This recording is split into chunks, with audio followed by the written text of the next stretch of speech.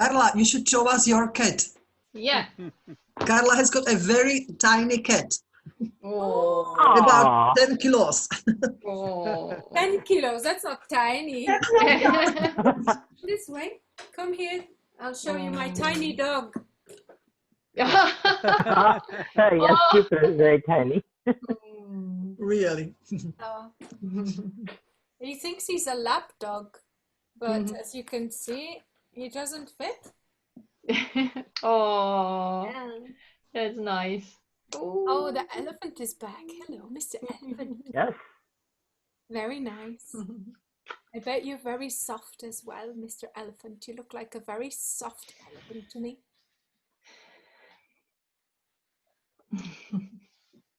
Exciting, because Nina is going to start in 1 minute, aren't you, Nina? Yeah. Oh, we should wait for more people now. Shouldn't we wait a little bit? Yeah, you can definitely wait. Yeah. You start whenever you want to. I just wanted to make sure that you know that you can start. Mark needs to, or if you can, make me a co-host.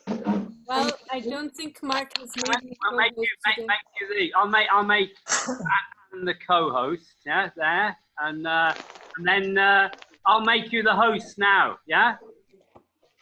Okay. I want the breakout rooms. You're the co-host, and now Nina, more, click on that, make host, yeah. So change host, yeah. You're the host now, Nina.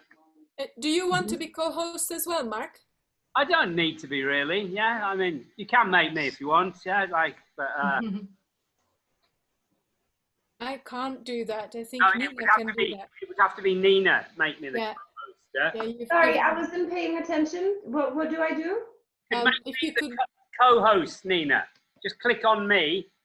You. And make Elephant Body wants to be the co-host, yeah. Excellent. This is Elephant Body, isn't it, Ronan? And you've had Elephant Body since you were born, haven't you? From my mummy, isn't it? 7 years old. Oh. Hello, Frank. Wow. Hello. Hi. Hello. Hello, everybody. Frank. Hi. Where are you today, Frank?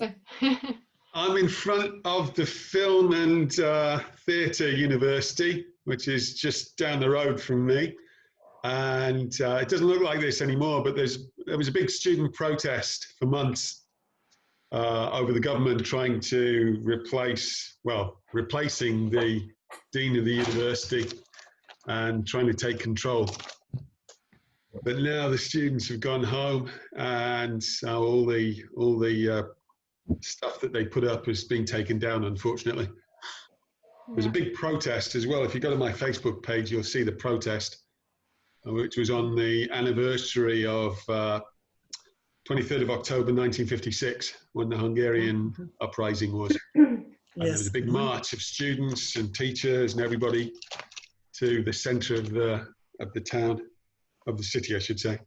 In front That's why Bev couldn't come to Hungary in 1957, because there were problems in the country. That's why she's got it in her passport. I wasn't planning on going. I was with the youth group, and they had a very set agenda where we were going. Hungary wasn't it. Yeah. We went 3 days to Paris and then 6.5 weeks in Israel. Hello, Dmitry. Hello, everybody. Hi, Dimitri. Yes.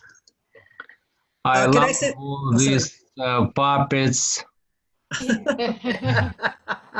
Rowan's is the best. Yes, stories. I had some years ago, I worked as a volunteer and we organized different shows, like short puppet shows, how to call them. It's like a short plays for children in camps, in schools, everywhere, in English, German, and decided to, and even wrote in French, but didn't do, unfortunately. And I was working with librarians in Khmelnytsky. It's in Western Ukraine. And even we filmed, if you are interested, we filmed some materials It's Three Little Pigs, Drei kleine Schweichen, I have forgotten how to call. Three little pigs.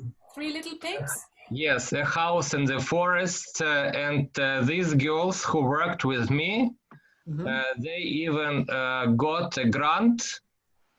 We sent materials to Goethe Institute. I'm sure that you know. It's Yes, it's the same here. Yes, we have. And I was working as a teacher, and they were working as librarians, and even got a grant and went to Berlin and Munich because of these shows for children. It's amazing. I love it. Super. Puppets are a really great way to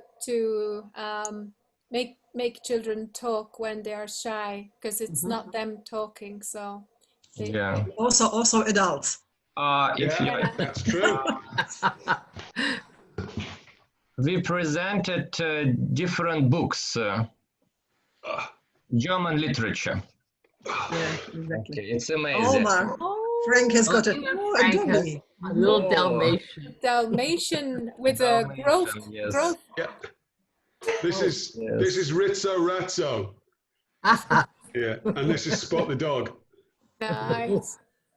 So these are my comfort animals when I'm teaching. If I get too anxious, I've got Rizzo Razzo and Spot the dog. Yeah. If you are interested, I may describe my experience how we started this project. Yeah. You know that only a minute. You must ask Nina if she approves, because Yes, she's please. the main Wait, speaker. it's a high time. Okay, no, okay. Excuse me. Are my main. No, please. Anything. They love each other. Nina, can I say something before we start? Yeah. Okay, very quickly. You know I that. want to apologize to my Czech friends that Okay. when I drank a toast last night, I meant my country, also Czech Republic. Because I am here on the border. It's just 12 kilometers. And I do not realize we are two states, okay? Absolutely, Anichka. Yes, we know, Yes. but we are still like Bianca, sisters you know and brothers. me. I know you, yeah. Carla knows me also. Nina, maybe a little bit from the conferences. It's always feeling like being home. So Yes. yeah, absolutely. The And same I'm if you came I'm here here. on the border, so for me it's just one country. Yeah, okay? Absolutely. Okay. That's why, I married a Slovak guy so that we could put the two countries together, Yes. right? And be the Czechoslovak child, Somebody has to put it back That was somehow. very good of you, Alona. So maybe one day, Ilonka, maybe one day, and Nina also, and Carla, we can meet here in Javorina, which is the border between Czech Republic and Slovakia, and we can drink a toast to all of you, okay? And we will send you the pictures. Video. We'll make a video. I'm all in. Yeah, absolutely. No Can problem. I come too?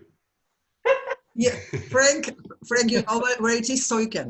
You know your way, yes? Mm-hmm. You can easily find it. Maria, could you introduce yourself to everybody? Because it's your first time, isn't it, Maria, today?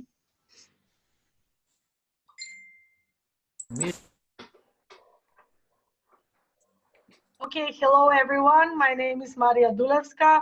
I'm LTAM coordinator for Prilep region in North Macedonia. I have contacted Selpi Poshka. She introduced me, and I have seen the Hop on Pop advertisement on Sol page. And it's been a pleasure being with all of you here, and I would like to keep in touch with all of you. So greetings from me. Thank you. So welcome. Thank you. Very welcome, Maria. Thanks ever so much for coming.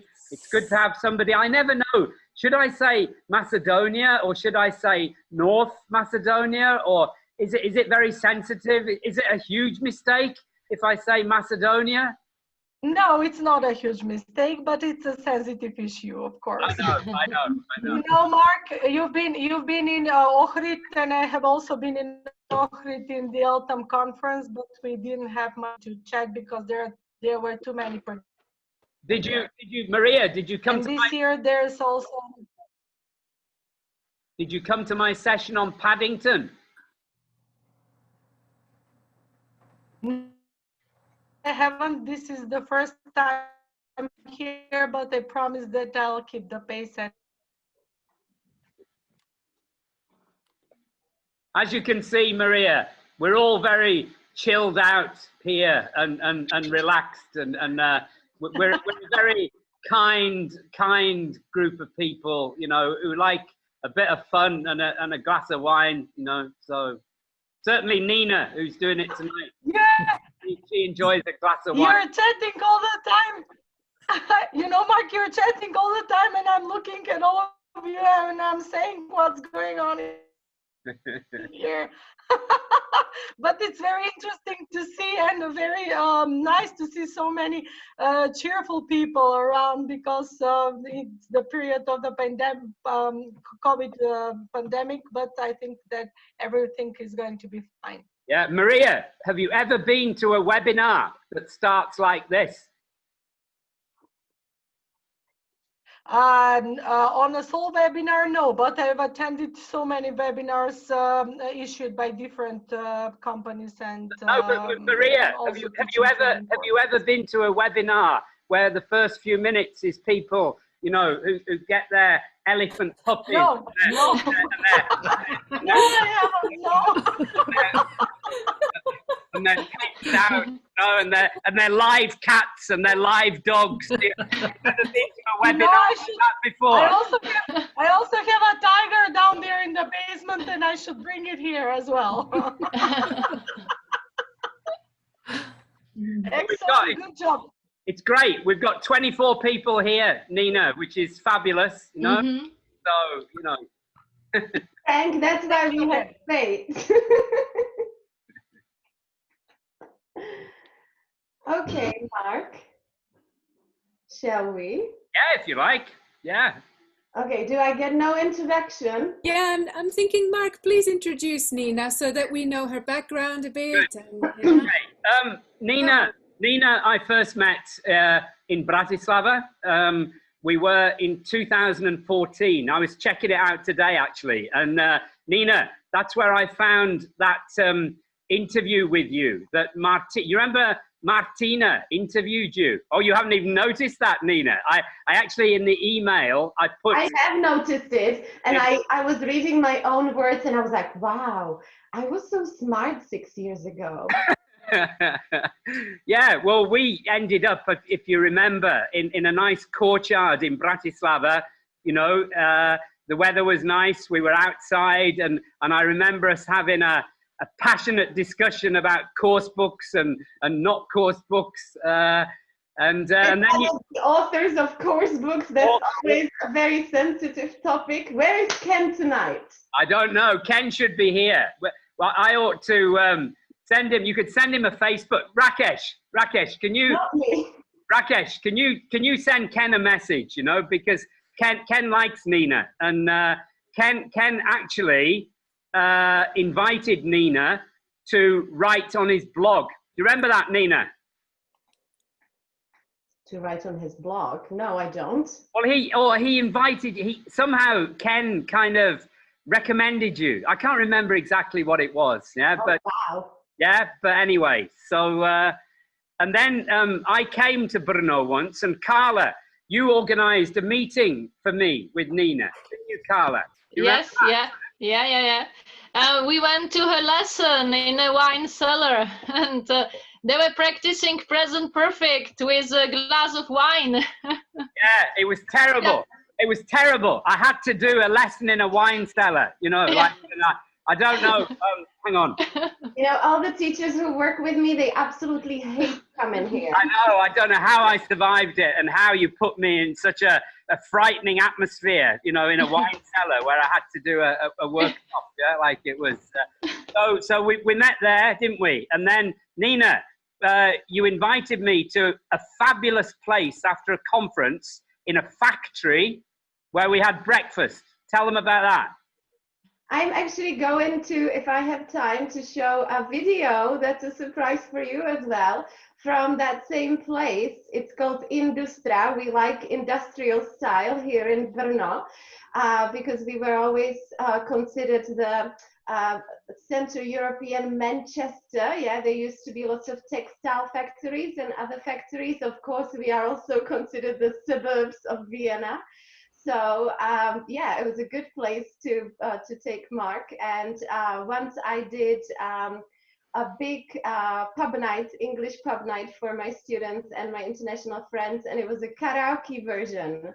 So if I have a chance, I can show you the video. And then the last thing maybe, Nina drove me into the hills around Brno one December night, I remember, and we ended up again having lots to eat and drink, and I remember looking at the John Lewis Christmas adverts, and do you remember that? Yeah, that we did a workshop around the Christmas adverts, and that was a lot of fun. Yes, So, in a small village, about 1 hour from Brno. Sometimes I take trips with my students. We hop into 2 cars, and they have to give me directions how to get somewhere in English. I say no GPS, yeah. And we brought Mark to my friend Jeremy, who sometimes did lessons. I don't work with him anymore, but he used to do lessons for my students, fantastic reading lessons, because he's an author of lots of different simplified books for students. so you can see the reason why I invited Nina to our 1 month party, you know, basically because she is in the same spirit as me, you know, has a passion for doing off the wall, different, you know, non-traditional kind of stuff, and also is a strong supporter of doing stuff, as the session is called, teaching without course books. Yeah? So that's, I think we're in for a great session now, and I'll hand over to you, Nina. Thank you very much, and thank you, Ilonko. Let me just say, yeah, this is my logo, and you can see English without books. The books are, of course, not books like novels and real books, but course books, textbooks. In Czech, we say učebnice, yeah, so it's more clear. And you can come back. And I love you so much. Thank you for doing this. Ilona doesn't work with me. Yeah, she is a fan, I suppose. Thank you, darling. It makes me feel so much better. So, hello, everyone. I'm so happy to be here. So honored for being invited by Mark. He was recently doing something with me, but not with so many people on the screen like this. So no pressure, no pressure. And I'm really excited, especially after yesterday and our little evening party where Mark got us all drunk because we were cheering constantly to all the freedom and democracy in Czechoslovakia. So today Mark asked me to share more about what I do. So I just want to stress that it's all his fault, and he is to blame if none of this is relevant or interesting for you. Yeah, that's clear. Deal? Cool. Because he's been in many of my lessons, as he's just shared. So all your responsibility, my friend.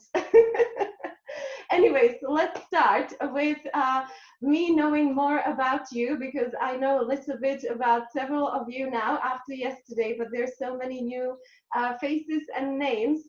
So could you please tell me in the chat, where do you teach and who do you teach? Do you teach in a state school? Do you teach kids? How old are the kids? What kind of school do you teach in? So just quickly type in the chat, please.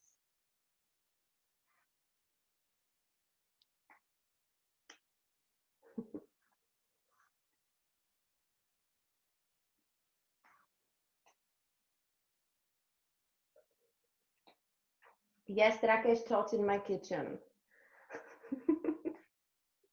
You can share later, Rakesh, how that was.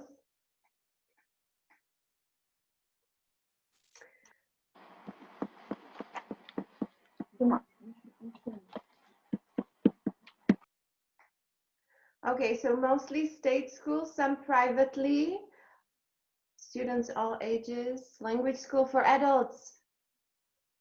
secondary school, teenagers, Chinese students, yay. I want to hear all about it. 4th grade, oh wow. University students, okay, okay. So I suppose, but I suppose it's mainly public schools, yeah? Yeah, I see some private students, but it's mainly public schools. And it's more younger students than adults, but I see some adults here as well. Okay, great. Thank you so much for sharing that. Second question, do you teach with or without course books?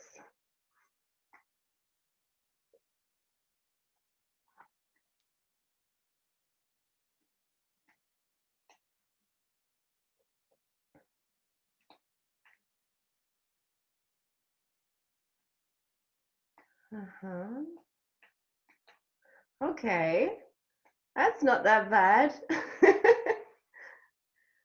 Teach with, without, yeah. Okay, both. Yeah, I know kids have to use course books, mine as well. And she's in a private school, and I was really hoping they wouldn't give them books, and still 5th grade, she's got course books now. Okay, cool. Thank you for sharing. So I have a better idea now, and to keep you being part of this and make it interactive, because after a while I will throw a few things at you and show you stuff. I want to show you one very short video now, and I want you, after this video, it's about 20 seconds, and after this video, or even throughout, you can again use the chat, but then I would also like to speak with you and hear some feedback. As you watch this video, can you please tell me, where do you think I teach and who do I teach? Okay, and ideally later we can discuss how. So let me share my screen. By the way, this is the very first time I am doing something like this, although I do teach online a little bit. I haven't done a webinar on Zoom yet, so this is my first time. I really hope it's going to go well. So this is the short video. Can you see? You can see, yeah? You can see from Facebook, wonderful. So I'm gonna make it bigger. And okay, 30 seconds, not 20 seconds. So this is a short video from what we do here. So where do I teach and who do I teach?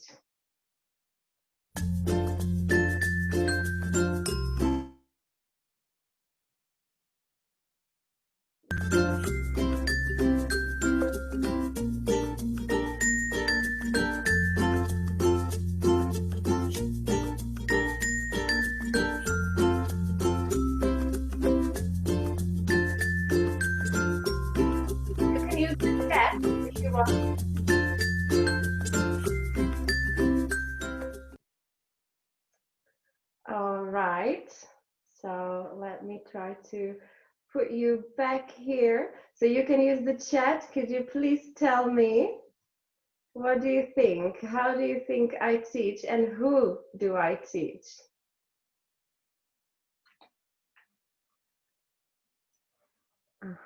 You think I'm a teacher trainer, students and adults all over the place, adults in real life context, female adult teacher trainer, okay.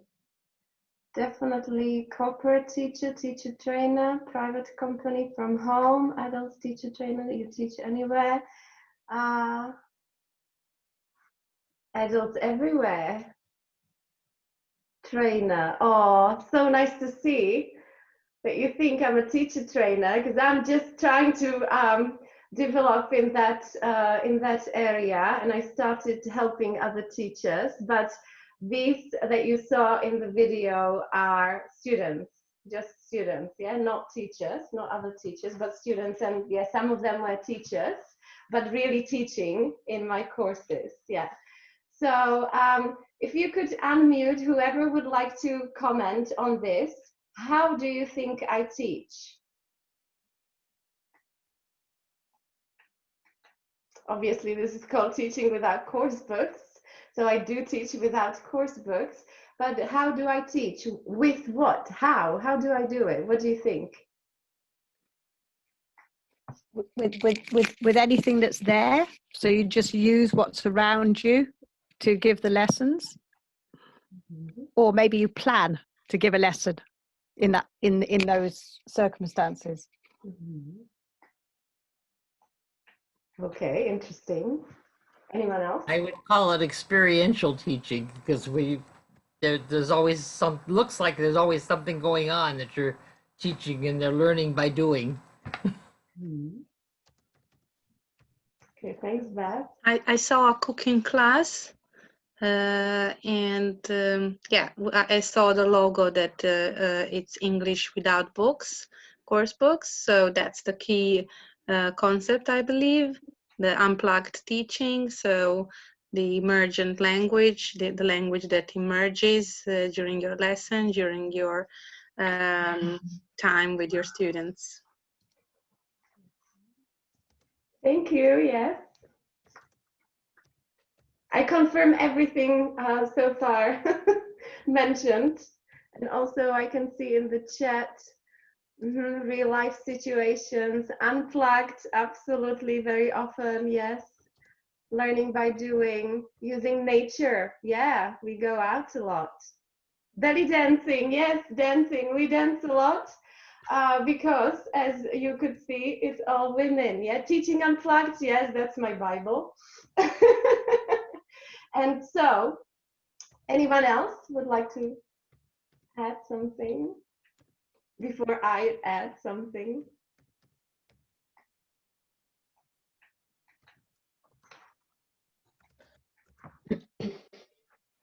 Okay, so maybe you listen to your students' needs, like what they wish to learn about during a particular class. Like we saw some belly dancing, so maybe at that moment your students wanted to try dancing and to, you know, do it in English. See, Mark, I don't have to do an hour webinar. A 20-second video is enough, yeah? Do I have to be smart and talk about it now? Okay, I'll show you more, yeah? I'll show you more. So basically, I am a freelancer. So my boss is the market, the clients. I teach public, yeah? I teach the public. I teach busy adults. I teach professionals. In their field, mainly women, as you could see, and they are at higher levels. I teach usually ladies at B1 to C1 levels. And also very important to say, 90% of my clients pay for the course themselves. I have my own little school. Maybe you saw a little bit from that. I'll show you more pictures and videos. There are 2 rooms. It's in the same house where I live. I live on the 4th floor in a city house I'm just renting. And, you know, I'm an English teacher. I'm not that rich. And I'm renting some space with a garden on the ground floor. And sometimes we also use my house, my home. You could also see that in the short video for cooking lessons. But we often use anything that's around us. So we use the city, we go to museums, we go to libraries, we go to exhibitions, we go to cafes, pubs, that's our favorite. And we also use the surroundings, like someone mentioned, when we go out, I don't know. It's not for everyone. This is very, very important to say. It's for those who really, really want to work on themselves and who want to progress, not just to take a course. Because there are a lot of people who just want to take a course, and that's fine for practicing English, but I make people work hard. Although what you could see looks like a lot of fun, I try to switch between fun and hard work, and it works really well. So I'll tell you a little bit more about it, more about the principles that I use, yeah? So once again, it's only for highly motivated students and only those are accepted. I'm a freelancer, I can afford it, but I pay quite a high price for that. I know maybe you are a bit envious at the moment that I can choose my clients, but every single day I am marketing and promoting my business. I am either on lots of my social media channels, or I'm writing a blog, or I talk to other teachers and students, or I'm just all over the place. So I have to be with my head completely focused a lot on the business side of things, on the freelancing side of things, yeah. But then on the other hand, I don't have to convince anyone to take my courses. I attract them with what I present that I do, and the right ones come and they are excited because they come for exactly what I'm offering, and they come because they want to practice their speaking mainly, yeah. So I'm going to show you more of that, and I'm going to tell you a bit more about my typical clients, how I actually teach in a very dogma ELT style, and what I consider progress, how I see progress in my students, what is important for me. Any questions at the moment? Of course, as I'm speaking, I cannot read the chat. So is there anything, maybe Mark or Anne, that I should answer at the moment? No? Everything good? Okay. So let me share the screen again, and let me share some more. Here we go. So here you can see my typical clients. They're usually women between 28 and 45 years old. Someone who needs English for both work and personal life, mainly to feel comfortable. This is my little classroom, and now with the students in it, there is a screen on this big wall which has the blackboard paint all over it, so we can use it for writing. Back to my typical client, they need to feel they are good enough. It's women, yeah, and they are usually very shy, and they underestimate their level of their English. Very, very often it's a very typical situation. So they want to feel like they belong. They want to feel like they are good enough. So you can imagine that this work with women is not just about English and communication skills. It's about so much more. We often go deep. We talk about their language learning history, which sometimes is very sad because they have these really horrible experiences from school where teachers told them they have no talent, or other people told them they will never be good at languages. And they come at 40, 45, 50, and they say, Nina, you are like my last hope.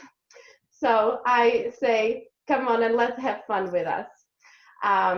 I actually don't teach much. I'm rather a language coach, an instructor, and somebody who gives them who offers a helping hand and walks them gently through the process. I ask a lot of questions, and then I consult with them, and very rarely do I teach. I rather lead them through the process. I do the work both with individual and group courses. The process is the same, and the principles apply to both. As you can see, we love to eat and drink, yeah? And I always say we learn better when we feel comfortable and we've had a few drinks or have eaten something. Doesn't necessarily have to be alcohol, yeah? But what I want to say, in a group, as you also know, it's all about community. And here, just like in this course, the power is in sharing, in inspiring each other, in having fun together and supporting each other. So when they come to the group and somebody hasn't really been working on their English, they kind of like push each other, yeah? This is one of our Christmas parties.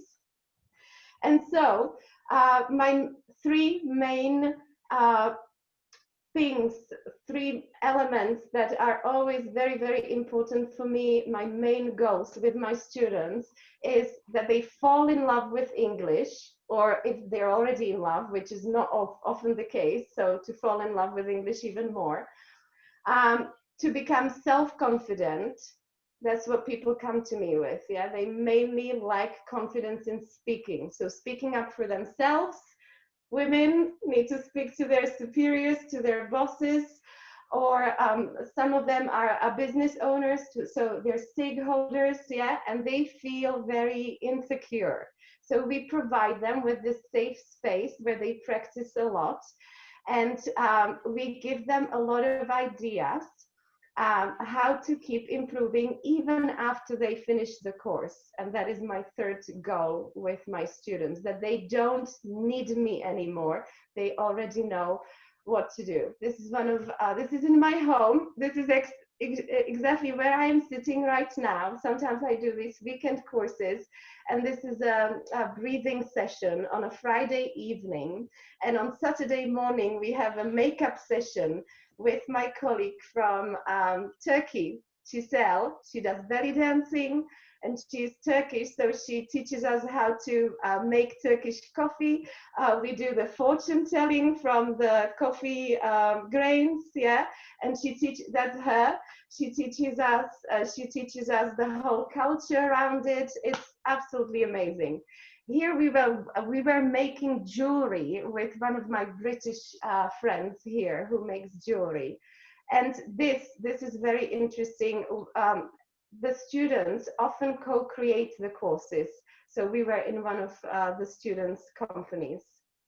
And as you can see, of course, yes, I don't teach with course books. But we use lots of games, we use these little slips of papers, we use movies, we use lots of different things, mind mapping, and of course we do teach grammar, just more in the dogme ELT style, like when it emerges from the students.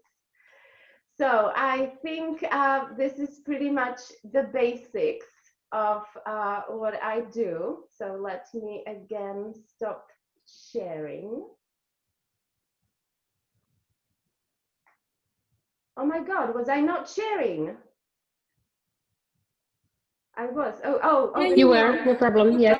Yes. I lost the bottom part of Zoom. It's back. Yes, I was sharing. Yes. All right. So last thing to say about the basics, the absolute basics, is that all of what we do is done in English. So the communication is only and only in English unless absolutely necessary.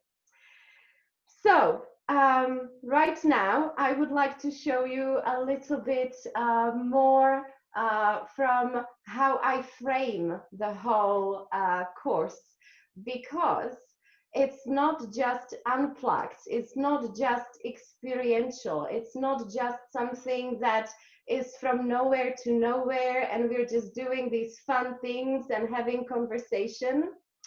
I am a Virgo by zodiac sign, if anybody knows anything more about horoscopes.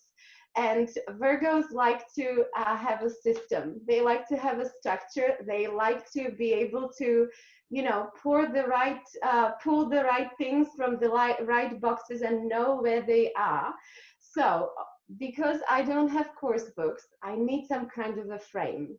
So I thought that something that goes really nicely with natural learning and dogme learning and all this without course books learning is making it an individual, a personalized experience for each individual student.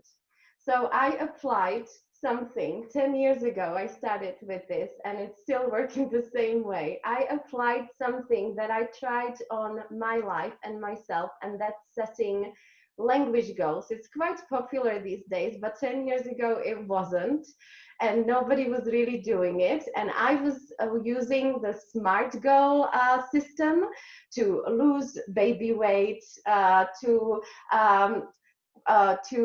do some things that I wasn't able to do without setting some goals in my working life. And I could see how successful I suddenly was, me lazy ass. So I thought this could work very well with my students, since I want to throw away all these course books, so I can frame it with their goals. So let me show you again by sharing my screen once more how I help the students to set their language goals. I ask them questions. First of all, of course, we have a long conversation before they even enroll.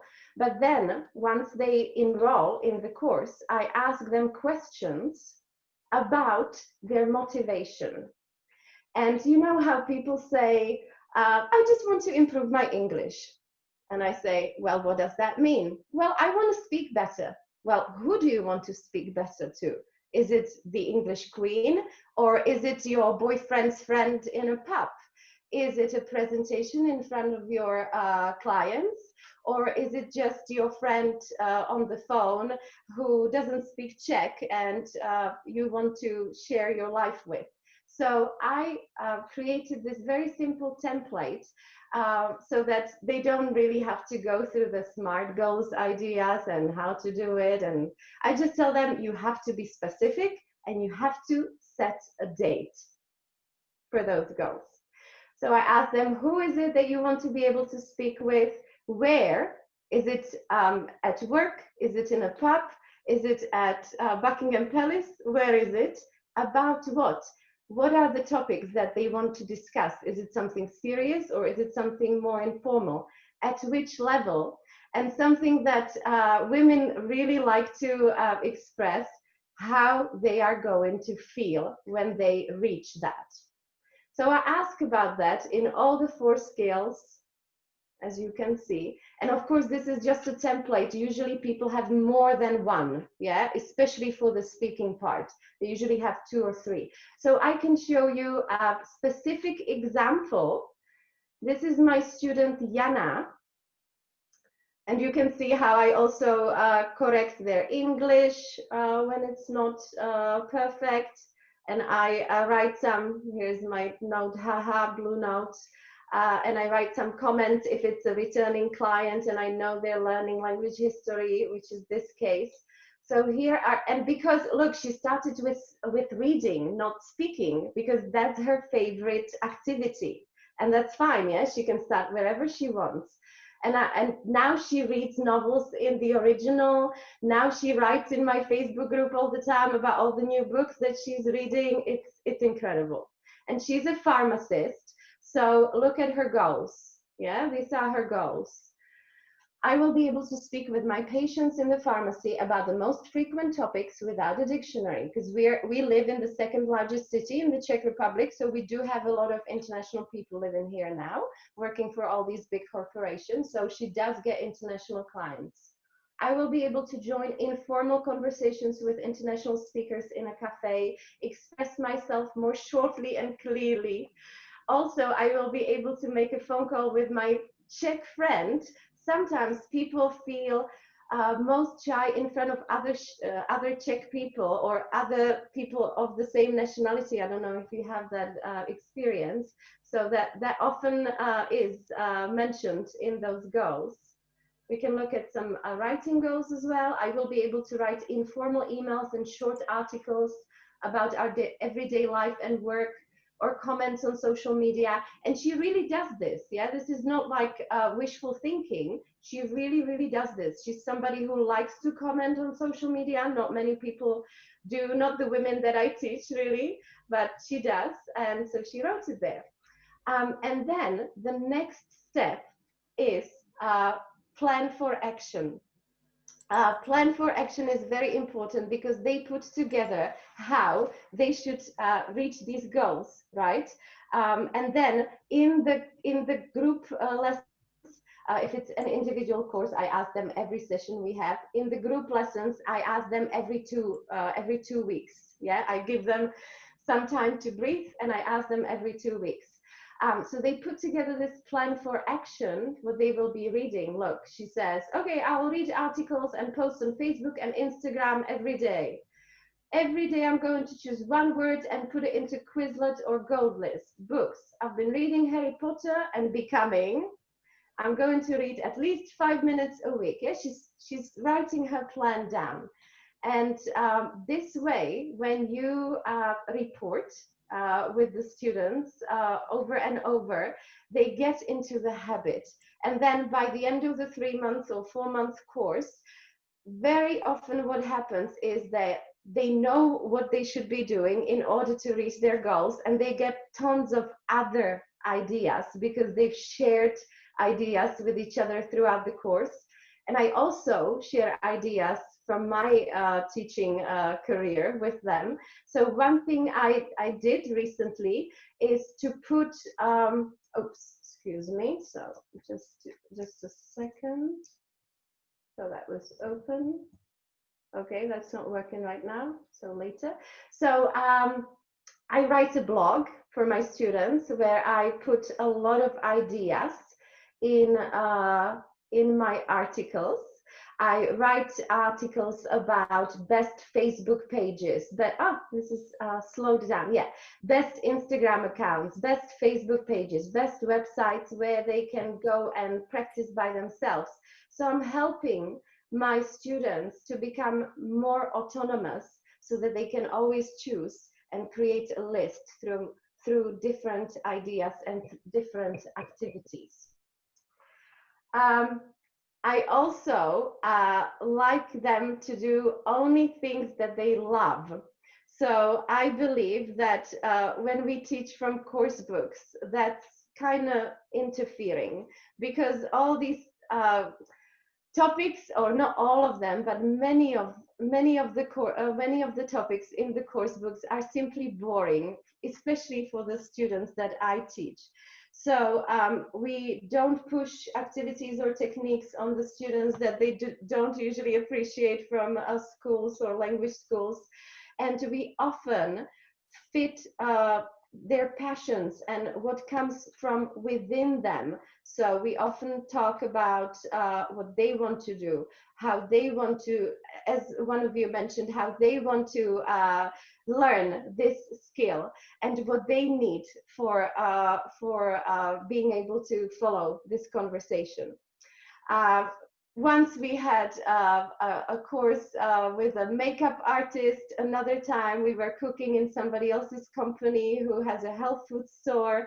And that picture that I showed you from another company, that's a tour that we took through a hot air balloon factory, because in Brno there is the second largest producer of hot air balloons worldwide, and one of my students works in that factory. So she took us around. It was absolutely fascinating. And as I already mentioned, and Mark knows, I have been really influenced by Scott Thornberry's and Luke Medding's Teaching Unplugged and Dogme ELT approach. And this is probably my cornerstone of all my courses. Yes, thank you. And I was so happy when I could meet Luke in person, and hopefully one day I can meet Scott as well. Another principle that is extremely important in my courses is my role of a facilitator of contact with international speakers. I have already invited Beth into one of our Zoom calls, and this is how I roll. It's so simple. People always ask me, where do you get all these international people to join your courses? Well, they always come to me somehow.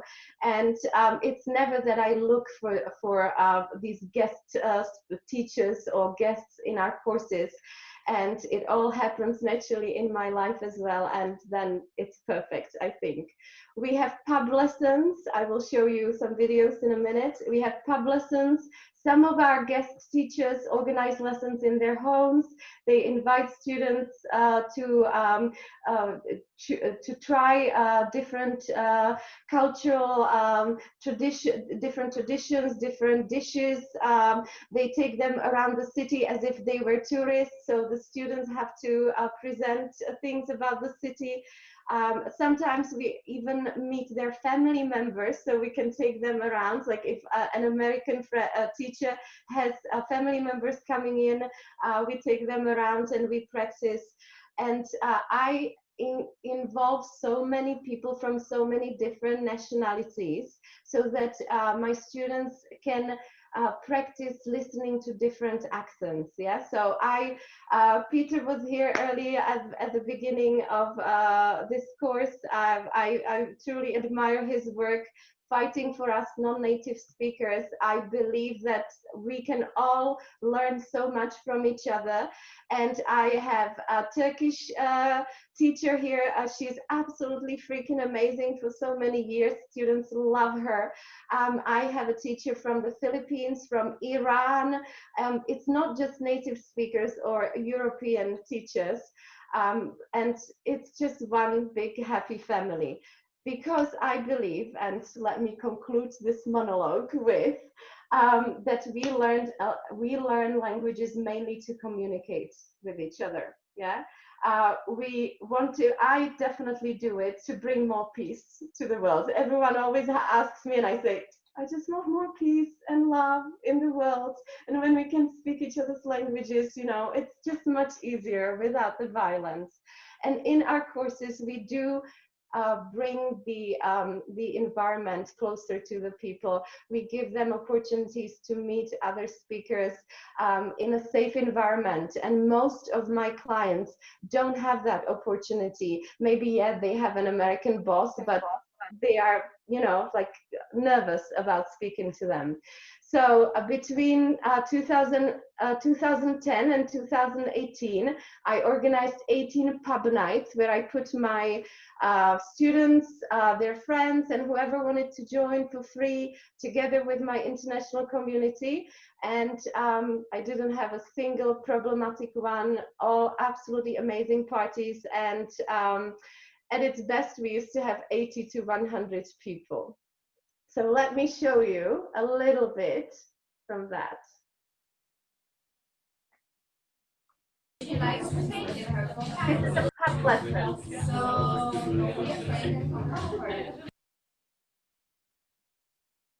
Okay.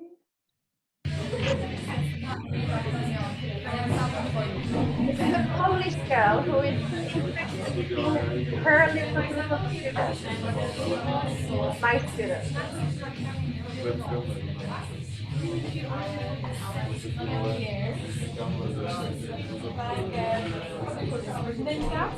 What is the person that is originally from Brnyanka? She's a Brnyanka. She lives in Boskovice, which is not far away from Brno. You can get there pretty by train. So you can see we have many different nationalities. This Asian looking guy, he was from the US. This lady was from Poland. We had guests from Romania at this table, and I remember Slovakia as well, and England. So it's always a beautiful international table, and nobody ever wants to go home in that lesson. And now let me show you the pub night, the karaoke pub in Istra that Mark, do you recognize this place?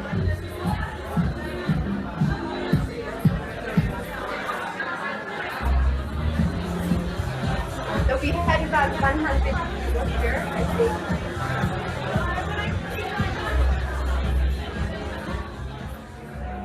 And here we go.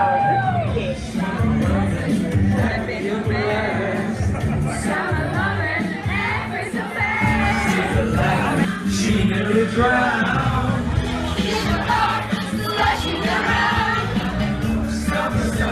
Something's begun, but the sun crashed. Well,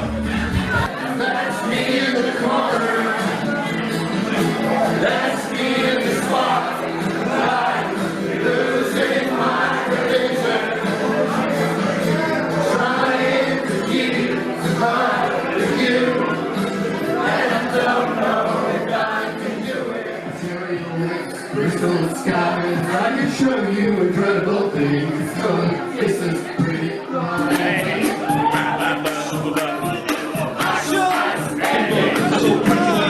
Simple and a hot hat with a souped up tempo on a roll. It's time to go solo. Rolling. 5.0 with my rack top down to the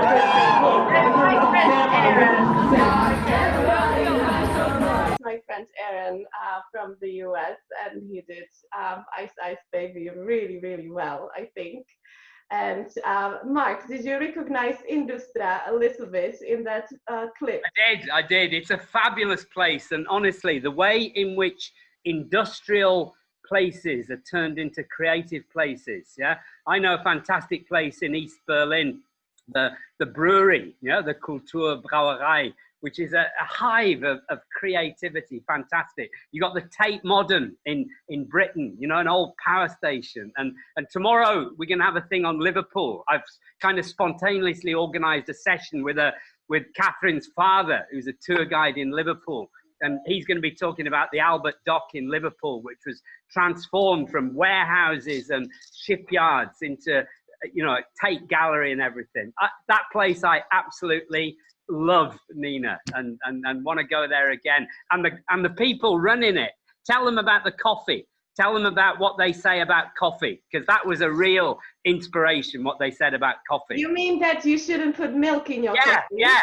Of course. Yeah, You shouldn't put milk in your coffee. It's poisonous, they say. Not just these baristas, but lots of people say that. And they really taught me how to drink coffee. It's not the cheapest coffee in town, but it's delicious because they bring it from London.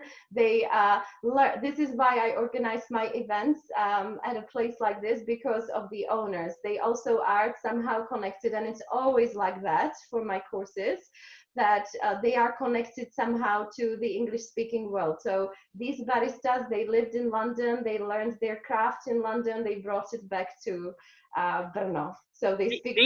Nina, when Nina and Carla and Anna, when we can travel again, let's do an event in Industria. In that space was fantastic. We can get David Fisher to come and do some drama there.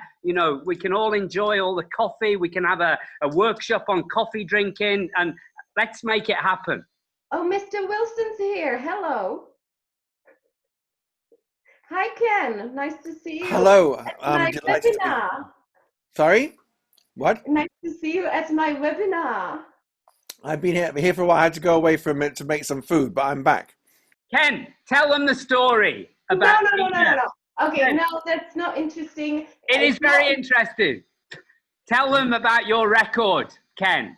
Well, if Nina wants to talk about that, Nina can talk about that. He doesn't tell a good story because he always says that the record was brought here by my mother, who never really left Czechoslovakia during communism. It was my father. So my father brought an LP when I was a kid from England, from one of those old LP stores, and somehow he ran into Ken's LP that was produced at the end of beginning of the 70s. Am I right? 1971. 71, yes. So, so my dad was there in the 80s, so I have no idea where he found that LP, and he brought it home. Mr. Monday and other songs. Please finish. For the teaching of English. For the teaching of English, yes.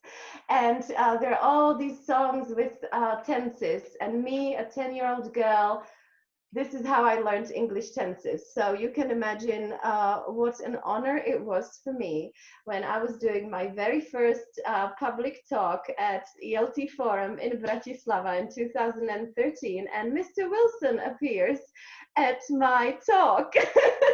So we became good friends, and then I saw him and Luke and Rakesh in London a couple of years ago for your 70th birthday.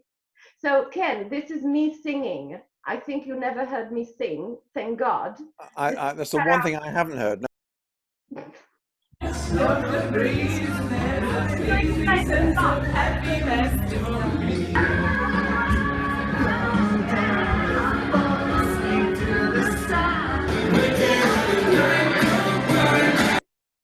Okay, just a little bit of me singing. Okay, I think that's enough. That's enough of me and what I had to say about my courses. One last thing, as I mentioned before, I also create a Facebook group. Maybe I didn't. I mentioned it to Mark before. So I create a Facebook group like we have in this course, a kind of a cafe, as you call it, yeah, for each of my groups. So this is one of my groups of lovely ladies. Oh, I miss them just looking at them. I always miss my students so much. Some of them come back, but some of them, they got everything they needed and they go on.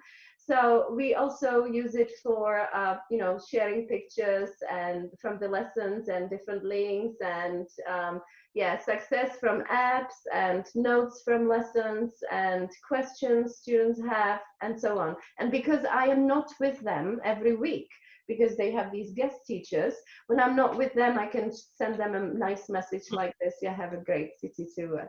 And like that. And we also have a Google document where I keep all the important information about the course, where the lessons will take place, what to bring.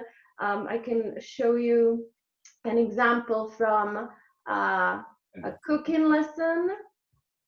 Yeah, this is there's always an illustration picture, then where we are going to meet, what task they have, and then vocab from the lesson, the recipe, and report of what we were doing. So it's always very easy if there are more teachers on the course to, you know, continue, because we can always look back at what other people were doing. All right, now how do I stop sharing? I need to figure this out. Yes, I'm here. And I'm back here. So now I would like to invite you, if you want to know more about what I do, this was just so little of what I do. You can come to my Facebook page, Nina English. You can go to my YouTube channel, Nina English. You can go to my blog and my website, ninaenglish.cz/blog. Everything's Nina English, super easy. If you just put Nina English in Google, and Ilonka has that beautiful reminder here. Yes. Thank you again. And you can learn much more about what I do there. Recently, I started blogging, asking students about their experience. So there are several stories of success stories of my students. There's also an interview with a video interview with one of my students. So I believe it's often more important what the students say about how they learn rather than what you say. So I think it's quite good to go and have a look at how they see it. And an update on COVID situation. Of course, I'm trying to do all this online as well, and it's absolutely doable. I have lots of ideas, but that's another talk. Yeah. So I would love to know now, if you have any questions before I ask you to discuss stuff in pairs and groups and stuff. Yes, Ilonka. No, this is what I wanted to say, because I believe people have many questions, and there have been a few questions in the chat. So I think this is brilliant, because I believe that the questions start coming now. Yes. All right. Mark, should we do the questions now or at the end? I don't know. Whatever you feel comfortable with, whatever you feel, you know, fits. What? Because my idea now would be that in pairs you could discuss how you could use this, even though you don't work with adults, you don't work with women, that's fine. I really believe that this can be used anywhere. I use it with kids as well. Yeah, we teach teenagers now, and I use the same system and they love it. They come home and they bring their mothers, so it's good for marketing as well. Or the mothers bring their daughters, because it's all women. We call them rebel girls. So give me the questions, maybe questions. Yeah, Nina, before you start, you created really great material during lockdown in springtime about mistakes students usually make. And I found it really useful. I use it with my younger students, and I think if you could share it, that everyone would appreciate it. There are a lot of teachers who teach like beginners or young students. So I would highly recommend it because it's a fantastic material you created, and thank you for that. It was very helpful. Thank you for that feedback. Yeah, I like shortcuts. I like hacks. My adult students are busy. They don't want to learn tons of grammar rules, yeah? So I just show them these gaps that all of them have. And these are mistakes that, these are basic mistakes that people make at the highest levels. So I always tell them, if you stop making these 20 mistakes, your English will be at least one level higher. Thank you. I will share it in the... Yeah. Please do. Yeah. They will appreciate it. Yeah, definitely. Thank you.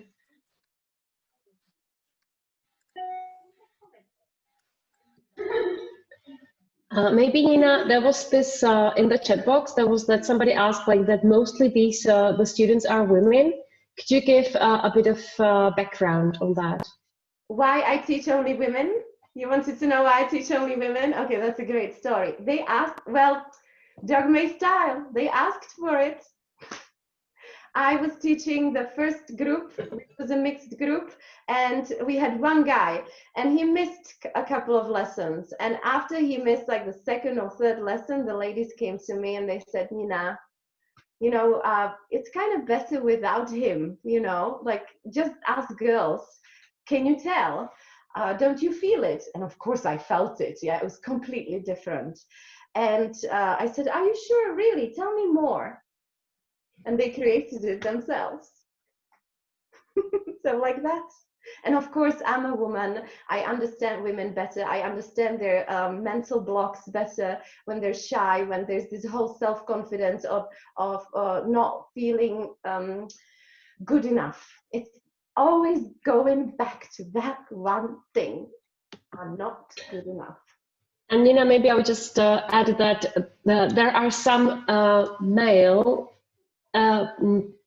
participants here among us, so that's nothing personal. It's just the way it happened, and I've got opposite experience teaching just all male group, which is also wonderful. So no worries, just in case. Yeah. No, I get this question all the time. I'm quite used to it. I think we should ask the male participants to politely leave, don't you? No. Could you see that I had lots of guys in those pictures and videos? I always say it has nothing to do with the genders. It's only about when the women are together, they feel so safe and they progress faster. They don't care about what they look like, whether their mascara is wrong, if they make. Sometimes we cry, yeah. We do everything in our courses. We teach the real world, like Mark does. So they feel more comfortable. Can I just say, you met my sister the other night. You'll remember her talking to you, and she works as a volunteer in a local swimming bath in King's Heath in Birmingham, and they have separate sessions for women, for Muslim women there, because there are a lot of Muslims who live in King's Heath in Birmingham, and it's actually, you know, it's fantastic to create this space, and it's also great to create space on trains for women and children and all of this. And I hope that after Fiona's session, Fiona's going to join us soon, and she's going to be talking about gender tonight. And it was no coincidence that I put the two of you together, by the way, because tomorrow is International Men's Day. And yeah, I never knew that. When I was putting this program together and looking at, you know, the anniversary of the Berlin Wall and Guy Fawkes Night and Diwali and St. Andrew's Day and Thanksgiving and, you know, all of these things to give the whole thing a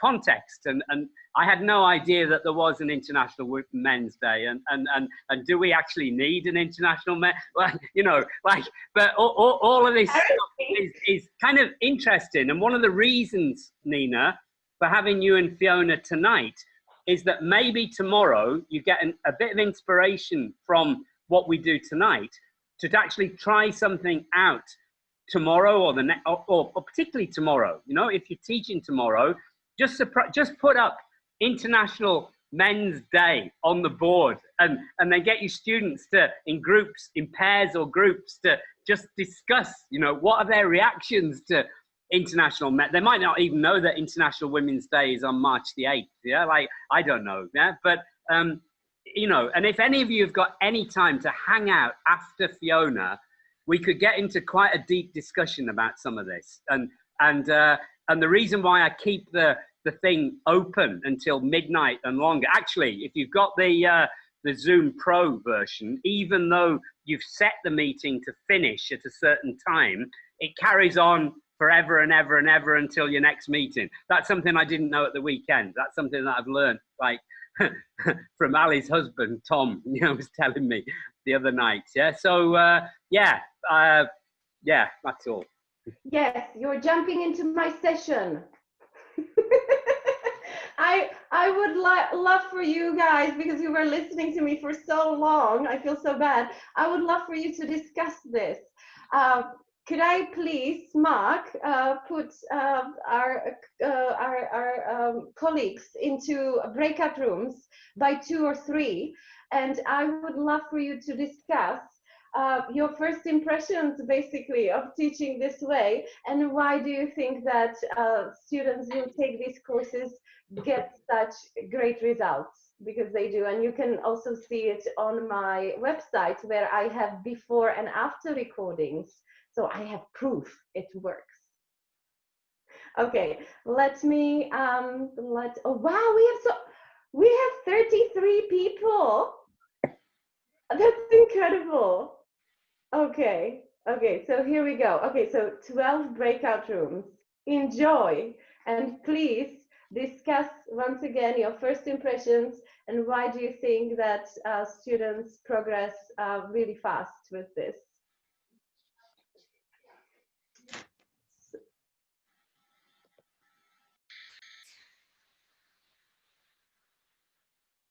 Hello, Almina.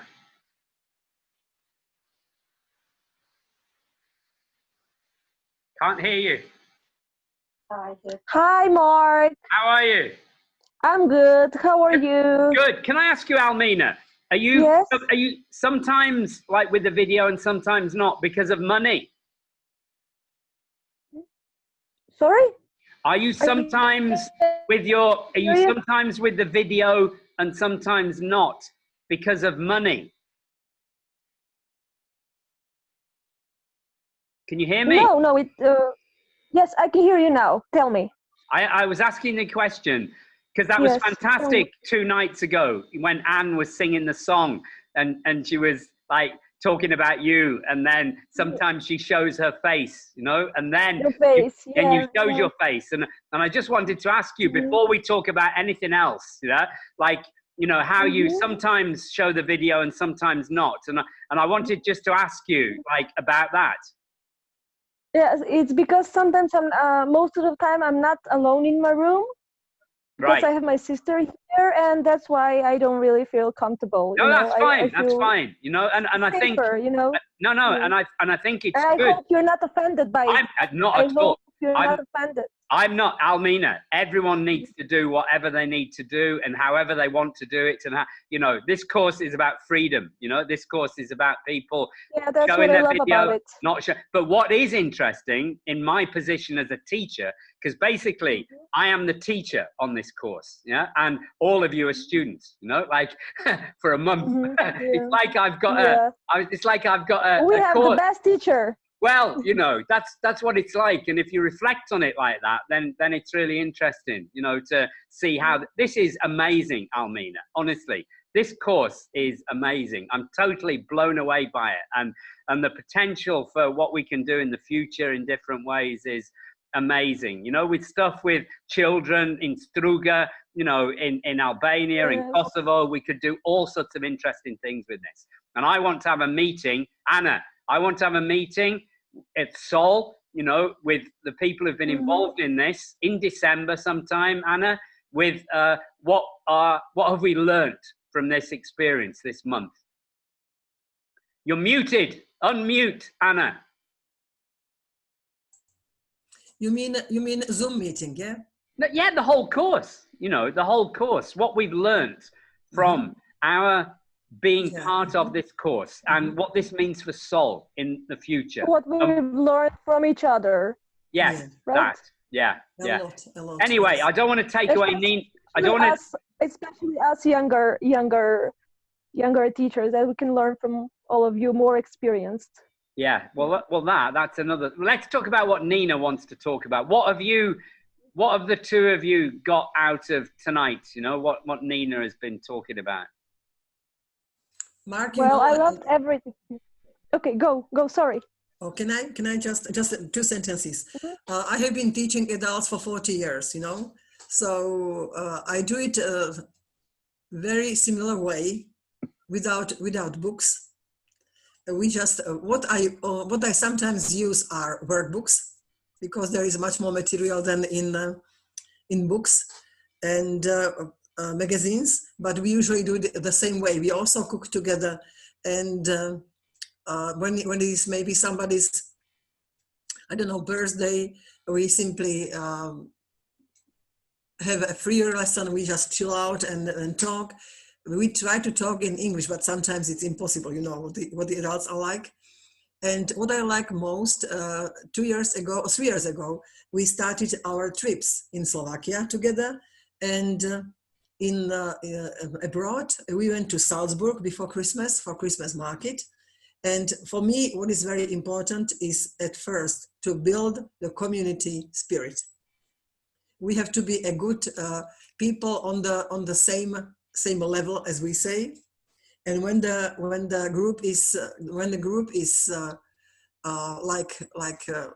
nearly like family, you know, it's much easier to learn them English, and they learn easier, you know. Okay, so can you tell me, please, Amina, what about you? Well, I first want to say that I love the whole concept that Nina, the whole concept of what she's doing, and I try as much as I can to incorporate this way of teaching in my classes, even though I teach here in a state school and I have to follow the curriculum strictly, because if I don't, I may get punished. But I try to, for example, as much as possible to leave the book out, to leave the exactly. book out. I mean, I can tell you, I don't like teaching from books. When teaching food, when teaching food, I teach young learners. When I teach, for example, when I teach food, I usually make them bring food in my classroom, and we organize a bazaar with food, and they sell to each other. They talk with each other like they would do in a real life situation. So that's just one example of how I would. Yeah, lots of breakout rooms, and one which didn't work. So we ended up chatting with Katerina, and Jeremy was with us as well, and Galina. So everybody back yet? Yes. I can't switch on my. Looks like it. Video. I don't know why. Looks like it. Great. So who wants to say something? Anyone? Dare. Well done. I just want to say, because I wasn't here for the first half hour. I've been talking to Dimitri, and I was trying to find out how much you actually talked about dogma. And I wanted to tell you, Nina, because you and I have had so many arguments about this, and you tell me off for making a living writing course books. I mean, that's basically, you told me you should stop what you're doing, get a proper job, which is kind of a bit unfair. It's the only way I would be out on the street if I didn't write course books. But what I did tell to Dimitri was that I think you are the heart and soul of the dogma movement, much more than the boys. You know what you do. You have this surround, this English somebody surround. Recording this? What? Sorry? Somebody recording this? Yeah, of course. Yes, come on. I credit where credit's due. I always do this. When people deserve praise, they get praise. You have taken dogma to a new level by this surround that you have, that the women who are lucky enough to come to your classes, it's a complete 100% visceral experience of learning a language being with you. That's all I want to say. It's a pity that men are excluded, but that's just another side to it. I think as a man, I would like to be in one of your classes, Come teach, No, I'm not talking about being a teacher. I'm talking. They like. I think the thing that Mark was saying. So I'll shut up after this. But the thing that Mark said about women only in the swimming pools, women only in trains. That's really important. It seems to me that you have excluded men from this brilliant, brilliant thing that you've created. So that I understand some of your women want to be only with women, but maybe allow men into some other ones. So that's it. We do. We have the English pub nights and the English right. pub lessons. That we do. It's really not. All right. Can I just clarify? I love men because it's International Men's Day, as we know. I love men. I cannot imagine life without men. And thank you, Ken, so much for all this. I'm gonna cry after this. And one more thing, when people say, wow, this is so new, this is revolutionary, this is something, wow. Seriously? This is the most natural thing.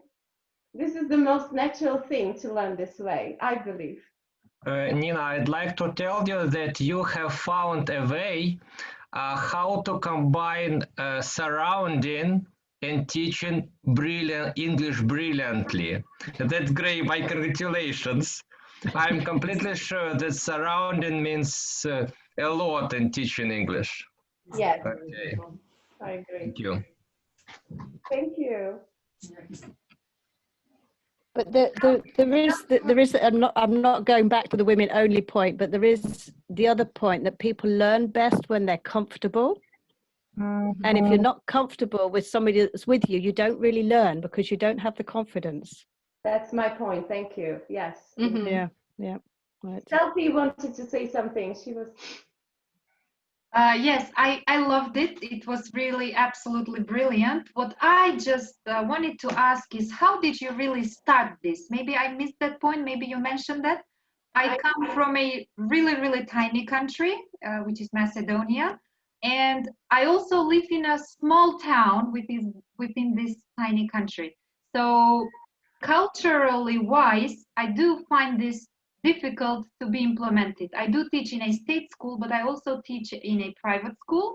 So maybe if I try to do this in my private school, I was just imagining or wondering if people would really love to join this kind of teaching because learning actually, because people, at least in my country, are learned to this conventional educational system. And it's not successful. We all see that it's not successful, but still they are really within this box that this is the way things should be taught, like a course book and students sitting in a row or this kind of thing. So can I just have this kind of... Sure. How I started, yeah? How I started.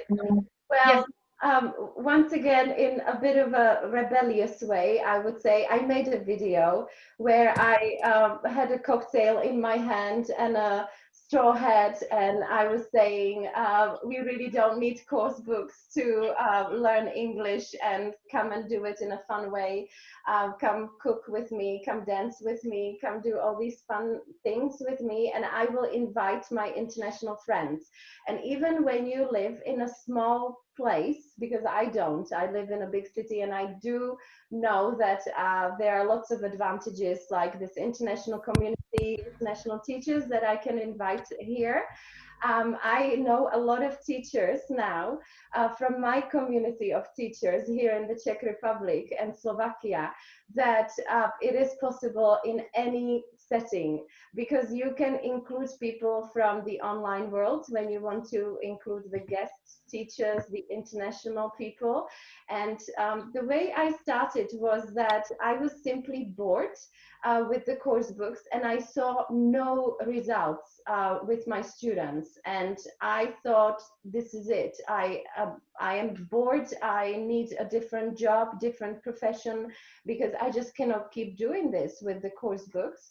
And then my daughter was born, and when you know, all the hormones start working, and you start talking to your parents maybe about how you learned things and how things were when you were a kid, I started remembering how I learned English.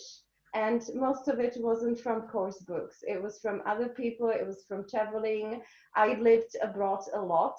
And I always tell my students that they don't need to live abroad to be able to speak English. And there's so much proof among us, yeah, that people who never left the country, they speak brilliant English because they follow movies or they sing songs. I always make people sing a lot, as you can see, yeah, because I think it's one of the best ways to learn the language.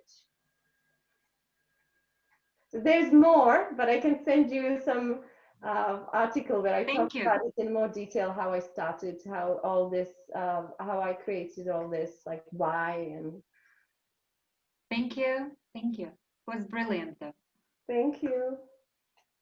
And I'm just in shock that you can do all those things. I really genuinely don't know how you do this. So I'm Where's kind the of like, wine? how, Where's the where wine? do you start?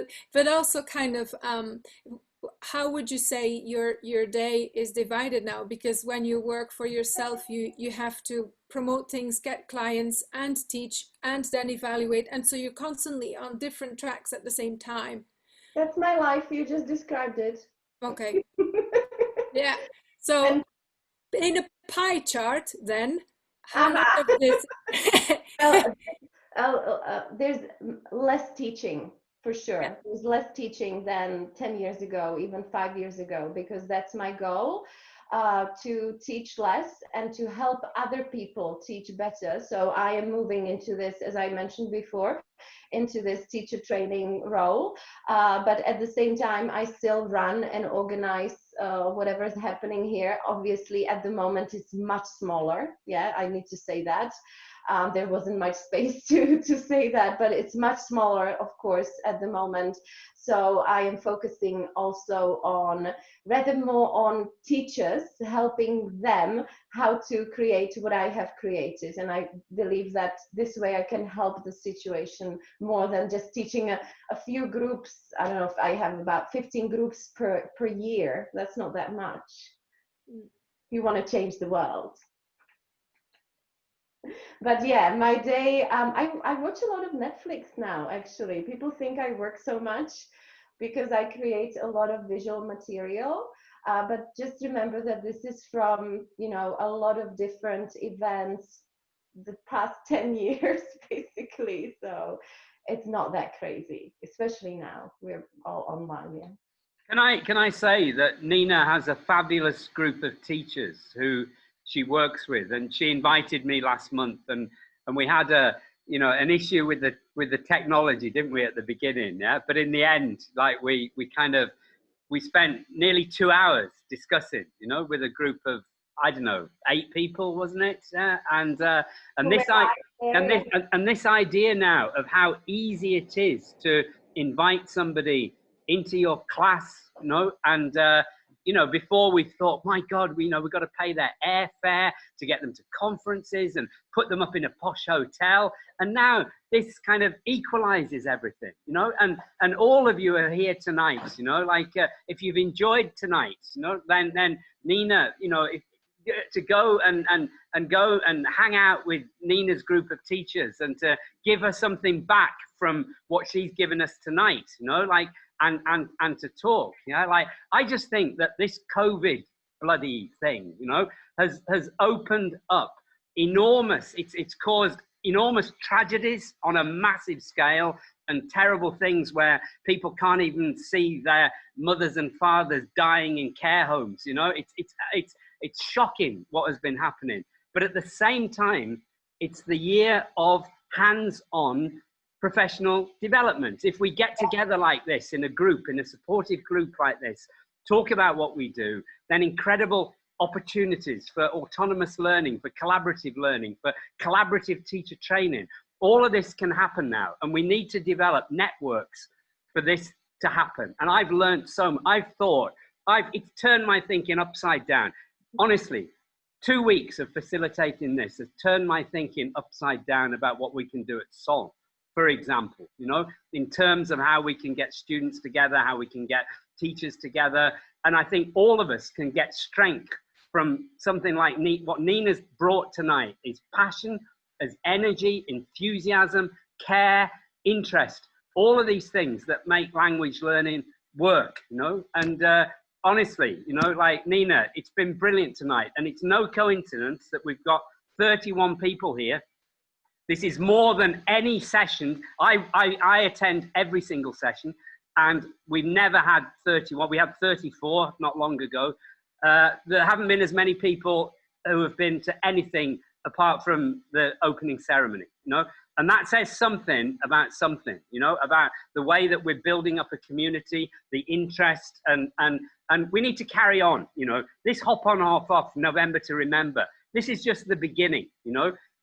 I've been chatting with David Fisher today about how we can create a space for soul now where we can keep this going, you know, like, and really come together for folk evenings, for lectures, you know, people, and we have an online space where we can have people like Uwe was talking about the goldfish thing, you know, like where people watch lessons, you know, and we can have actual people watching people teaching lessons and then discussing the lesson. The kind of, the opportunities are amazing. And I think we need to look at, basically, the worst case scenario is that we won't be able to meet face to face for a year. You know, I've no idea what it's going to be like. There may be a vaccine, you know, and who knows. But basically, this has energized me and made me start think about what we can do. And this intimacy, I've talked to Jeremy about this a lot and Ken and Rakesh. And, you know, we have meetings on Thursday nights when we talk about the intimacy that this has created over the last year, and that song, Anne, that you did, I haven't even had a chance to talk to you about that, Anne. Like what you did the other night was sensational, honestly. We haven't even talked about it since, you know, and that shows how busy we are in doing different things. You created that song for Jeremy's Lockdown Folk. You adapted it for our group, and it was personal, and every single person, and you were asking, you know, because you're coming to this new, you don't know all these people, you know, you don't know whether they're from Slovenia or Slovakia or Serbia or wherever they're from, but you're learning this, and you're absolutely in the moment, in the flow. Cheek sent me high, you know, like completely absorbed and immersed, and what you've done, Anne, I'd just like to compliment you in front of everybody else. You are like a co-trainer on this course. Honestly, I never knew how this would develop, but the way that we kind of discuss things, you know, about what we're going to do, what we're going to do the next day, it feels like the way I work with Frank, the way I work with Rakesh, you know, the way I work with Fiona, the way I work with Uwe on courses where every night we discuss what has happened and what do we do the next day, and we adapt according to what has happened. Yeah? And I cannot believe, honestly, I'm totally gobsmacked by what I've learned in 2 weeks. I knew nothing about, I'd never done a webinar. Fiona, who's just joined us. Fiona, welcome. Yeah, like you've been doing these webinars for God knows how long, haven't you? You know, like for Macmillan and all the rest of it. I'm completely new to it. My first webinar was at the Czech conference back in September, and then at the Polish, my second webinar was at the Polish conference, like the next weekend. And then Nina invited me for an evening with her teachers.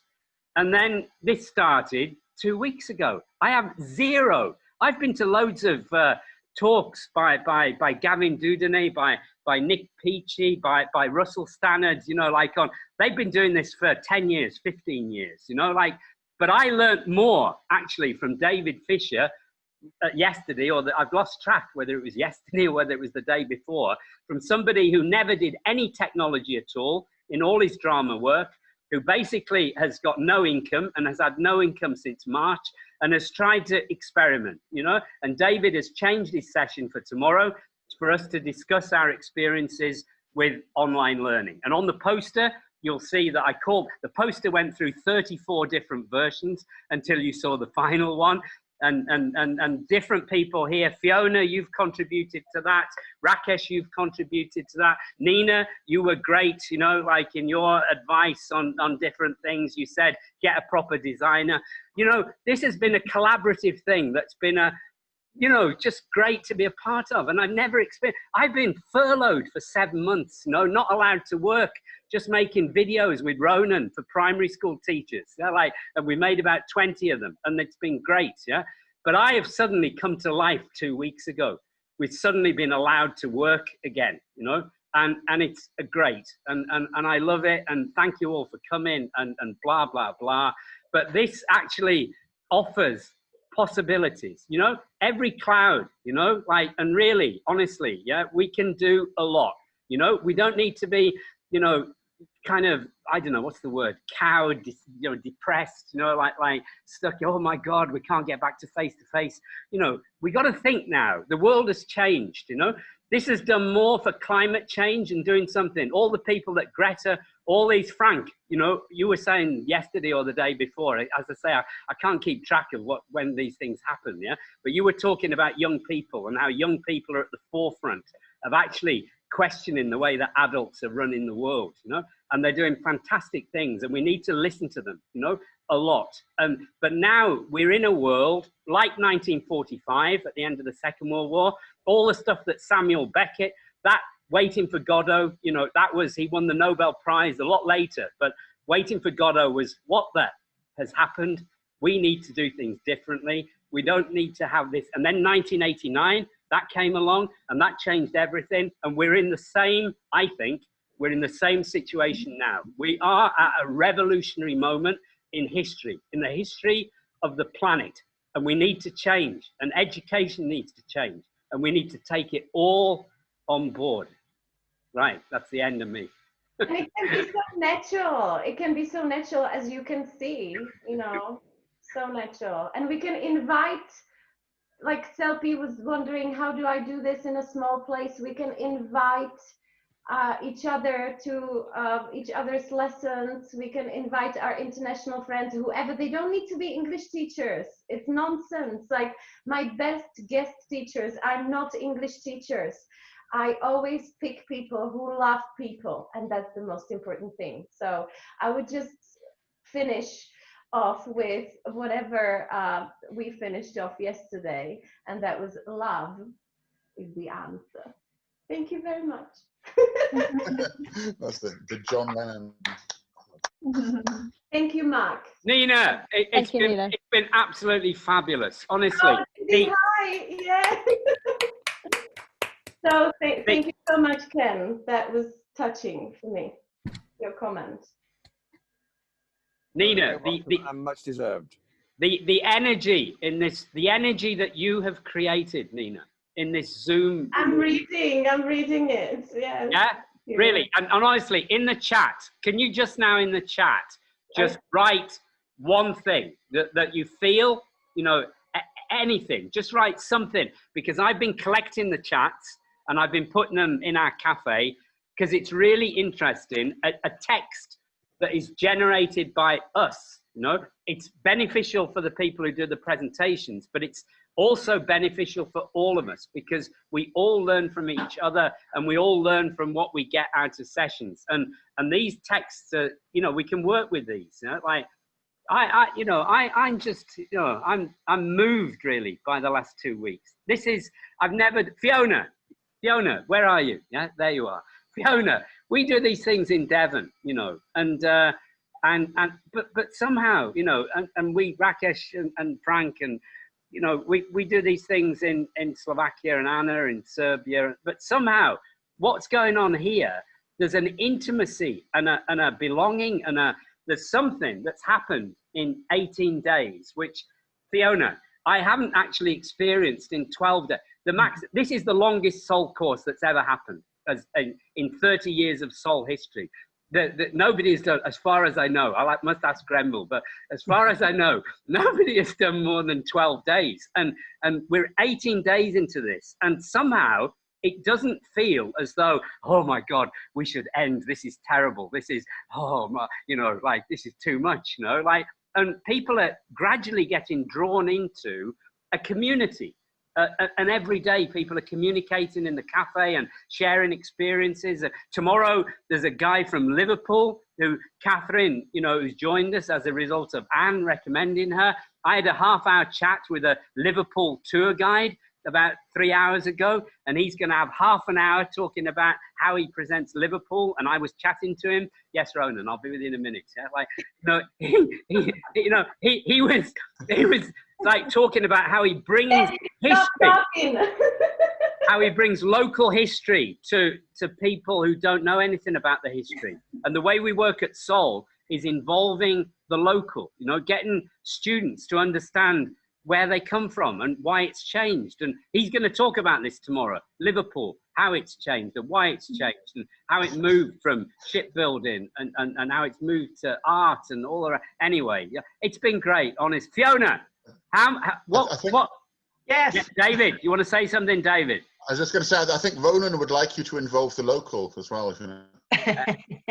He's enjoyed it. He's enjoyed learning from. He was chatting with Bev for about 10 minutes, weren't you, Ronan? Yeah, like Bev was talking to him. It's a fantastic experience. He, when he's older, he'll look back on the lockdown and he'll think, my God, I did all those lessons, you know, like, you know, he'll look back on this and he's got all the evidence to, and think that was an amazing time. I learned so much in this lockdown and my daddy was kind of helping me to make sense of it all, you know, like, so, you know.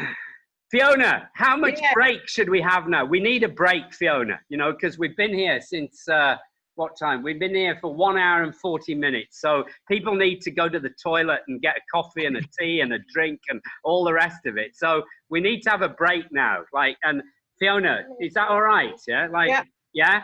Can we have, Ronan, how long? Is that all right? Ronan, how long can we have a break for now? Yeah. Before Fiona starts. No, it's too much. We can't have half an hour, Ronan. That's 20 minutes, yeah? 20 minutes? Is that okay? A 20-minute break, yeah? And we start again. Yeah, that's a good idea. We start again. Sorry? We start. Yeah, that means we start at whatever o'clock it is with you. We start again, 8 o'clock British time, 9 o'clock Central European time, 10 o'clock Ukrainian time. Bev, what time will it be for you? Californian time? It's 4 a.m. in Ulaanbaatar, yeah. What is it in California, Bev? Are you still with us? Maybe. No, she had to go. She had to go. She had to go, okay. No, Bev had to go, yeah. Bev had to go, all right, yeah. Okay then, so we'll start. Ronan, you can see that, Ronan, yeah? You know, Ronan wants to see the two lots of people. He wants to see, you know, not the people on the one, but on the other. Okay, we'll start, Fiona, 9 o'clock, and I'll leave this open. So any of you want to hang around and chat with anybody for the next 20 minutes, yeah, it's all open. And then we'll come back and Fiona will start at 9 o'clock, okay? Yep, see you soon. Take care, bye.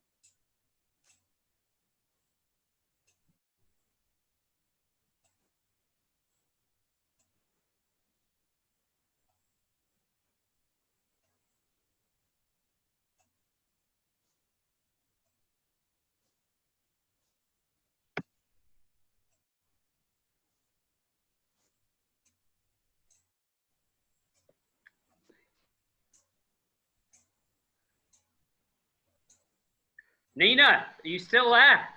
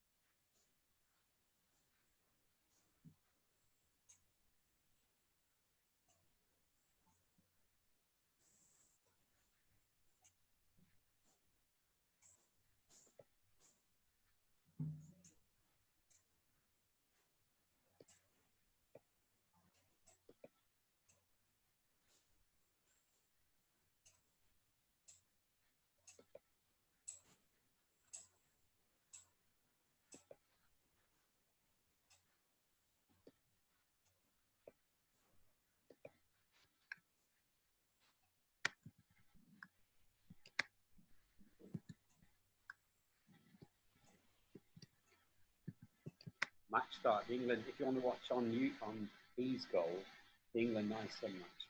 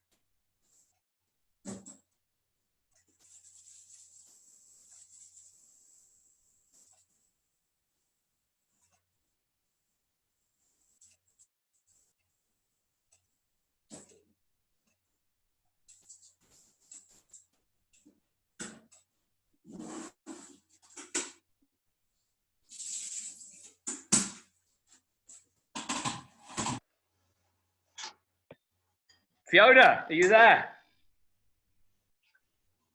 I am, yes. Hang on, I'm just sitting down. Okay, I've just made a cuppa, good. as you do. As you do. And that is my chair creaking, not my knees. Hang on. Nice to see you anyway. Yeah, it's how are you managing? It sounds like you're kind of working all hours of the day and everything. Are you all right? Yeah. Not really, no, but I will be. You manage it. Nina, could you? That was fantastic, Nina. Nina, could you make me the host, please? Because Fiona will probably want to be the host because she likes being the host. Yeah, so. I do. Yeah, yeah. So if Nina, if you can make me the host, yeah. In this room, sorry. Or Nina, if you just click on Fiona, then you can go straight to Fiona, and then you can make Fiona the host. I need you hear me, Nina? We should dance. Mark, do you want to dance? I need to dance. Yeah, we could have a disco tonight, Fiona. Like, it's a new world for this, for me. Nina, can you hear me? Now I can. I couldn't. Yeah. Right. Okay, Nina, can you make Fiona the host, please? Oh yeah, sure. Hi, Fiona. I can't wait for your session. We're in red. Yay! Actually, Yay! Mine is the same color as yours. It just looks kind of washed out green on my camera. Sorry. And Fiona, awesome. And we did not talk to each other this morning. We did not call each other. No, we didn't. We're just in sync, And Fiona, I've put on the T-shirt that you like. Yeah, like because you told me that you like. Yeah, I was listening to you just now saying, oh, the future of training, and I was thinking, no, I want to be in our little flat. You and me, we can do this. I know. We can do this, but we got to be in the same space. All right. Yeah. No, this is. Yeah, what is it? Hi, Ronan. Go and say hello to Fiona. He won't remember me.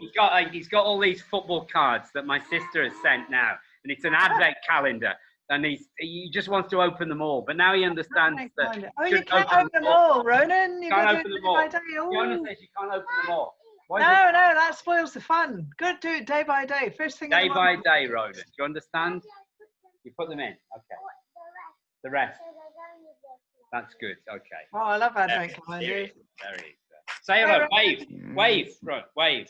One day we'll go to Brno and we'll go and meet Nina. Yeah, so it's only 4 hours on the train, and you'll meet Fiona as well. What is it? You in Brno, Nina? Yes. Oh. Where are you? Oxford. But I've been to Brno a few times, and I did the park conference about 10 days ago. Yes. How was that? It was really good. It was, considering it was an online thing, it had a vibe, if you know what I mean. This is different. This is, course and community building or whatever, and that was just a one-day thing. But I don't know how he did it, but it had there was a definite feel. There was kind of a. He does a pretty good job. He was really good. Yeah. Mm-hmm. He's a nice guy, Nina. Actually, David. I know you have a. Yeah, David. He's a nice guy. What's his name? Roman. I meant Roman Koźnar. He was there, but he was more kind of in the background. It was David. But he is the organizer. Yeah, that's what I meant. Yeah. Like he does a good thing. He's still into very traditional teaching. He's quite behind, in my view, but he does a good thing with the conference. Like he really brings the best people here. And David is wonderful. David's from. He's got a young child. The one with twins from IH. Sorry. From ILC, from International House, David. No, David, who works with Roman, Oh, okay, I don't know him. You don't know him, yeah? He's Costa? From the net.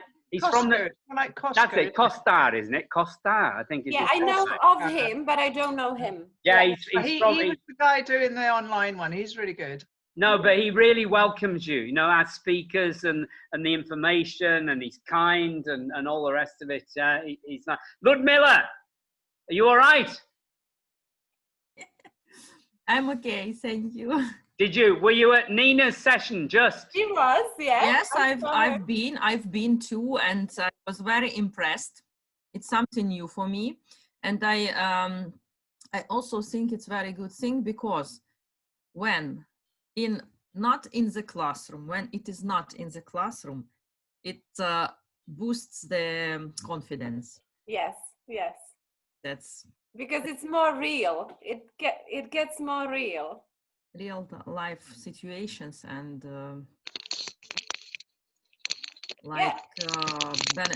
students benefit from it. Not absolutely, because then they get into these real situations and they give me feedback that for the first time in my life I knew what to do. I wasn't afraid, I wasn't shy, and I actually made friends with international people and I am enjoying it. What did you do to me, Nina?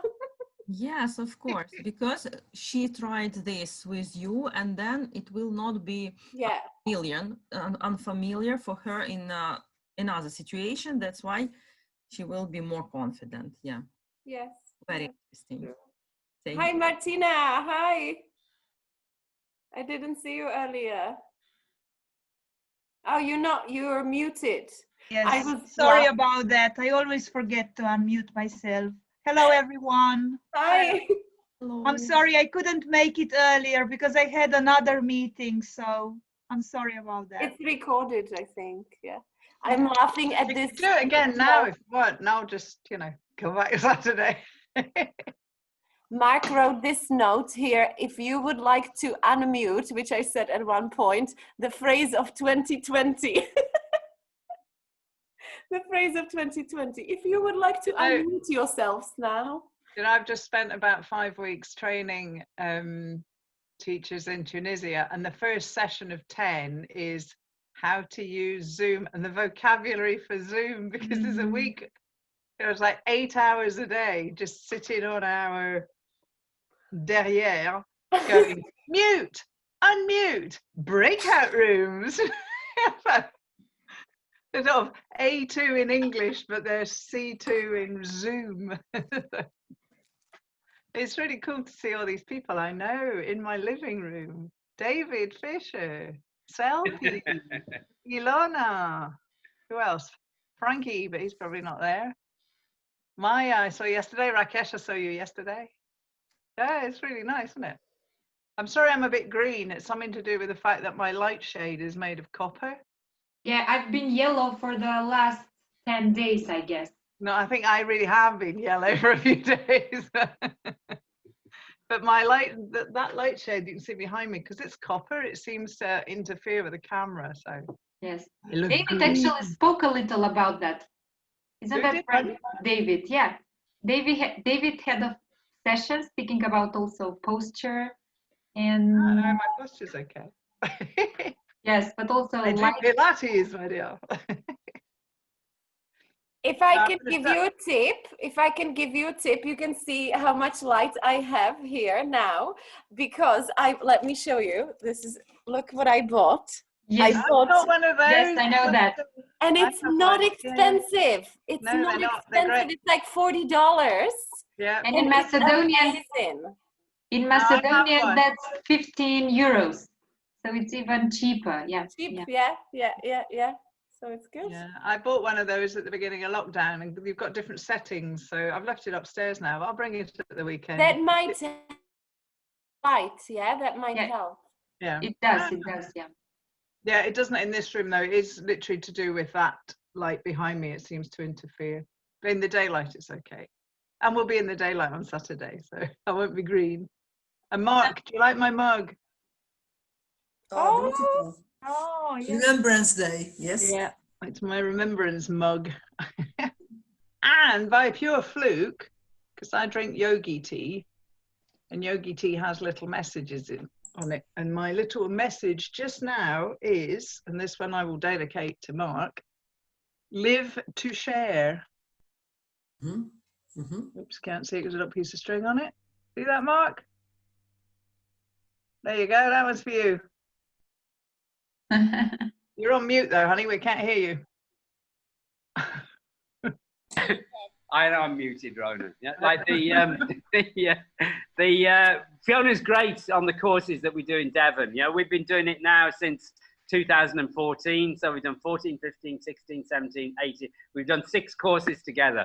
And Fiona, and we will do more, yeah. And Fiona always brings the yogi teas. And actually, Fiona, there are bio shops in Budapest where you can get the yogi. You can get them, can't you? They're brilliant. This one's Chilean. Get them now. Chilean something, because my energy's going today. Hey Fiona, hi.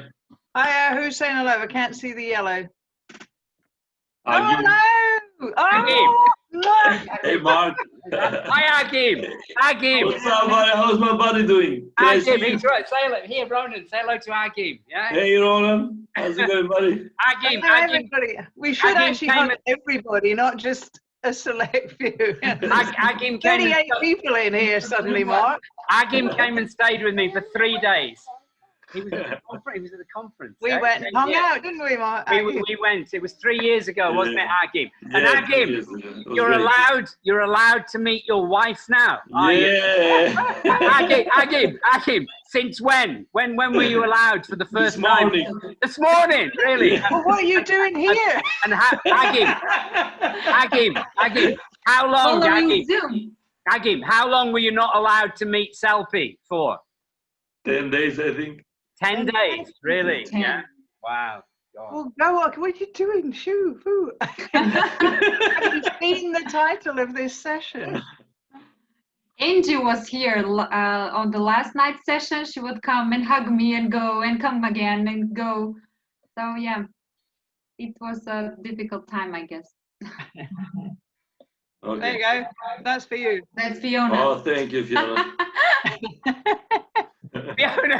Fiona, tell them what you wrote How to me. How many people are you recording this, Mark? Yeah, of course. Yes. This is the most interesting stuff, really.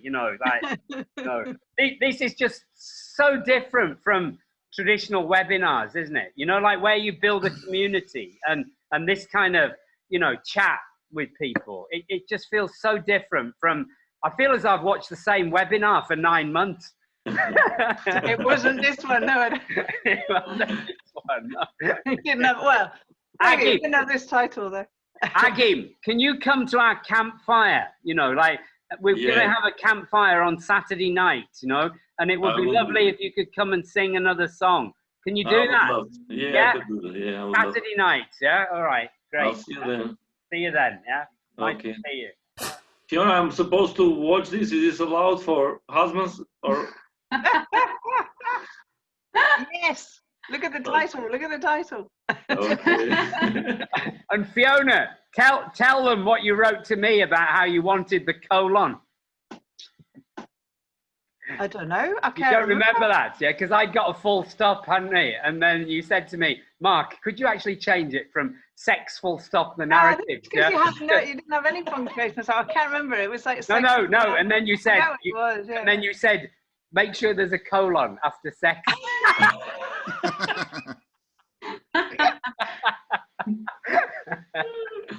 One should always have a colon after this sex. Is where Mark goes, yeah, she means anal sex. Yeah. I do like my semicolons and my colons. Anyway, listen. Yes, The only way, we're not having, on this course, we're not having, introductions with X number of books that people have read and X number of publications that people have had, Basically, we just introduce people about their humanity and the jokes and all the rest of it, a different kind of introduction. So, Fiona, we invited to Seoul in 2014. Grenville met Fiona in Košice, wasn't it? At a conference, I think. Yeah. Yeah, in 2014. And I'd done the first 2 unplugged courses with Luke Meddings. And then Grenville said, Luke said I was too unplugged for Luke. And then he decided not to do it anymore. And then I asked Fiona, because Fiona had been a member of the Dogma Yahoo. And sorry about that today. Like I wrote that it was 2020. It actually goes back to... I read it and I thought, wow. It actually is 2000, and Fiona's been involved in this Yahoo group when Scott Thornberry wrote this article, a kind of tongue-in-cheek article about ELT, basically saying that, people telling us we need the workbook and the CD-ROM and all these stuff.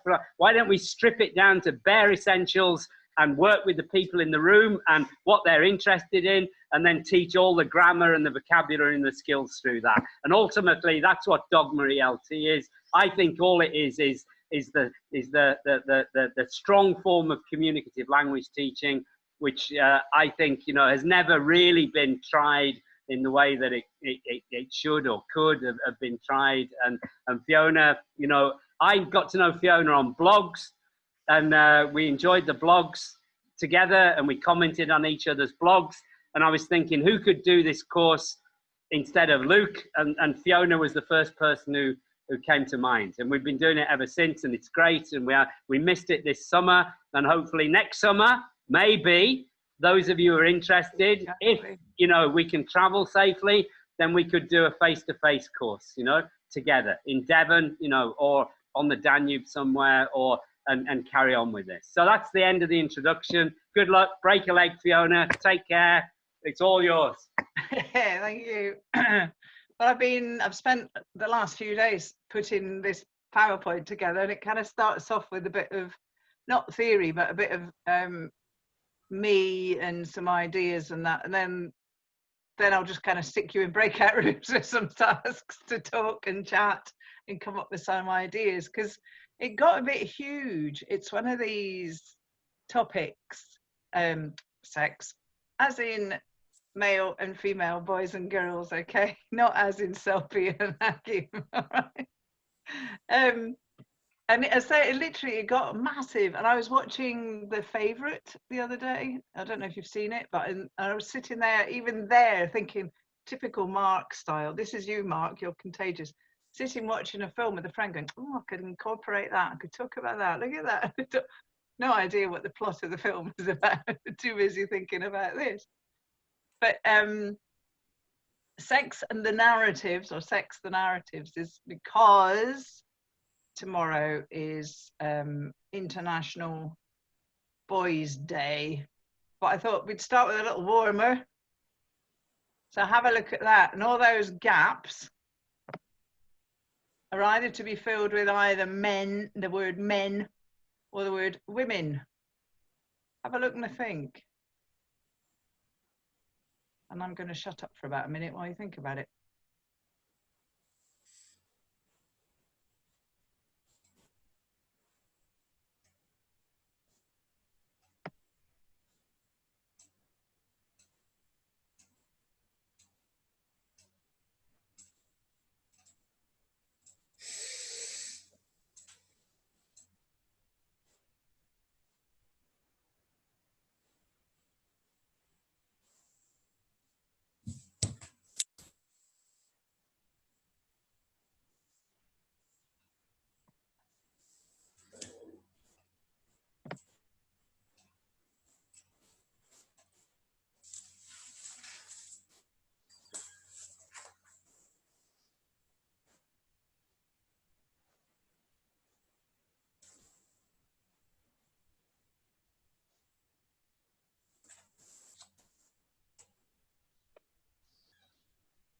Do you reckon that's enough time?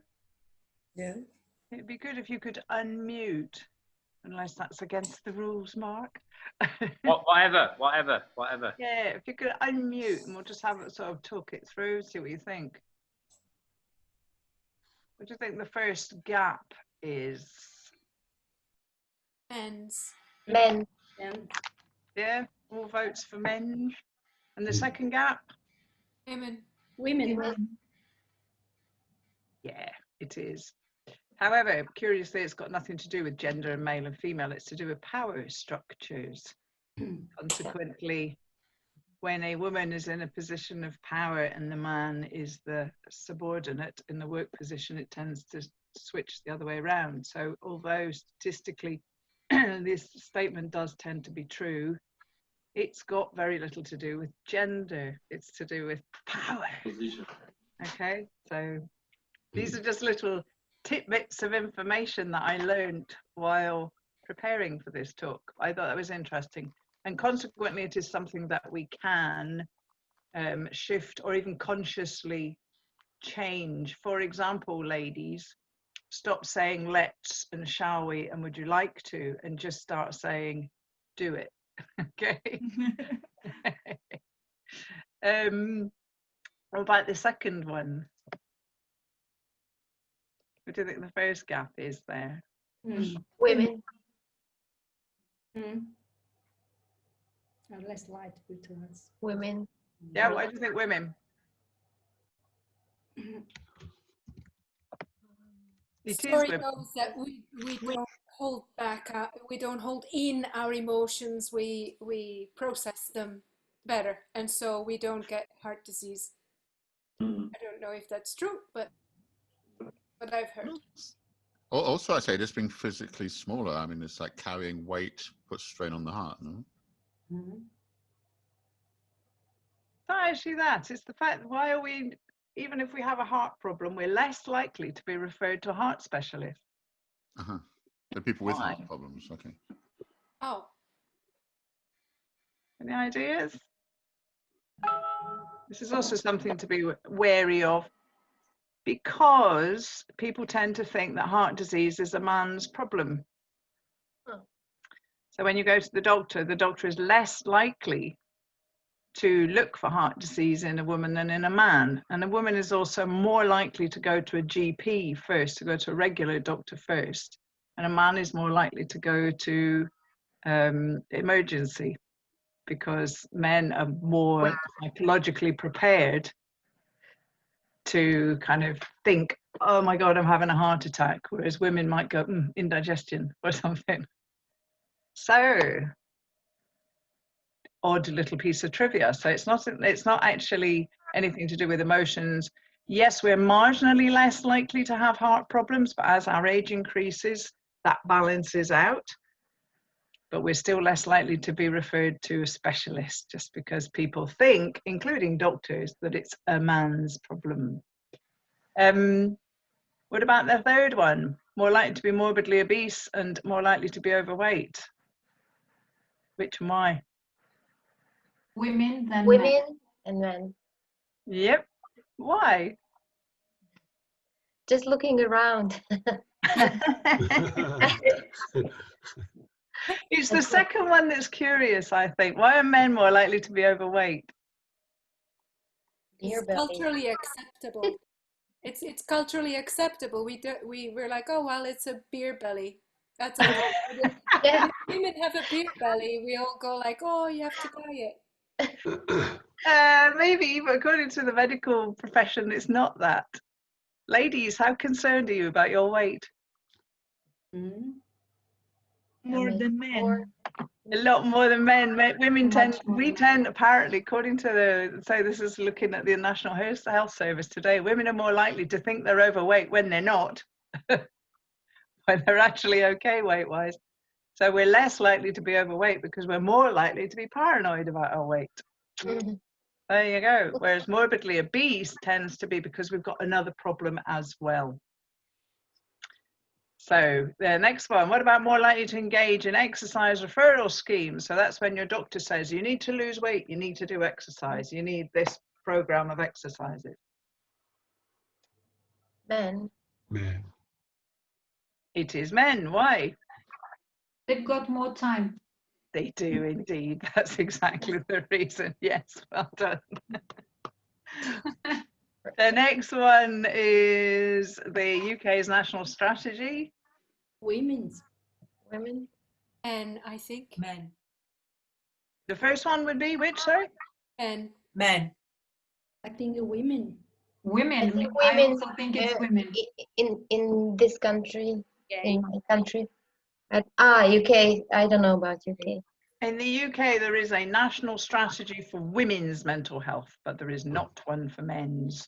However, there are several campaigns. If you go online, you'll find lots of campaigns for men's health, because it's becoming, not becoming a thing, but it's becoming something that, particularly with lockdown now as well, men are being encouraged to talk about it more, because traditionally men are less likely to talk about their feelings and their mental state.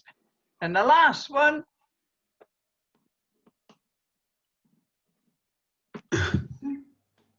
Men. Yes, it is men. Men are more likely to seek help if they have substance abuse problems.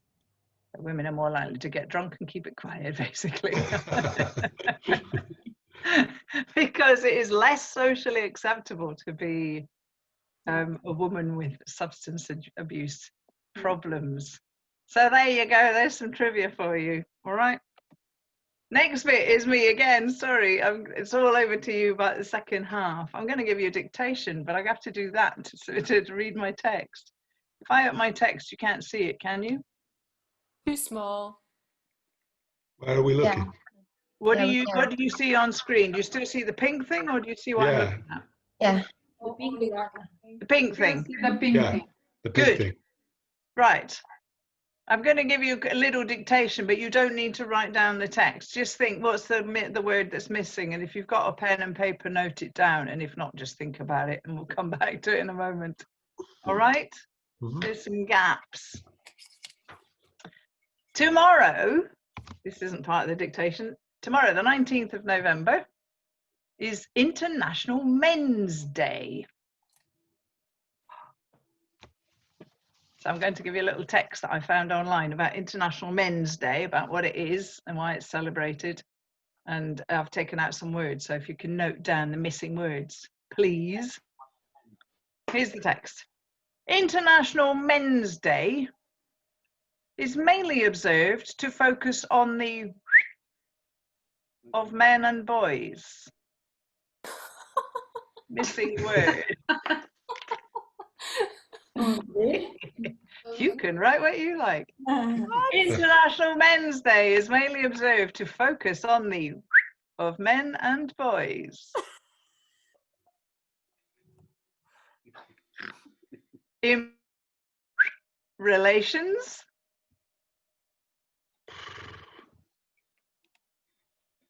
promoting gender,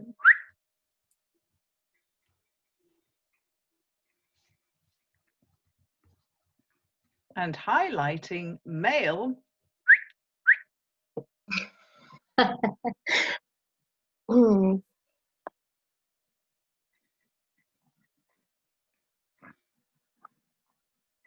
Okay. Do you need it again? I'll need to Depends drink what it is. to whistle. Pardon, Frank? I said it depends what it is. Yeah. Ah. Sex, the narrative. Let me just close my little file. Come back to, uh-oh, did I close? No. Oh, I think I might have got the last one.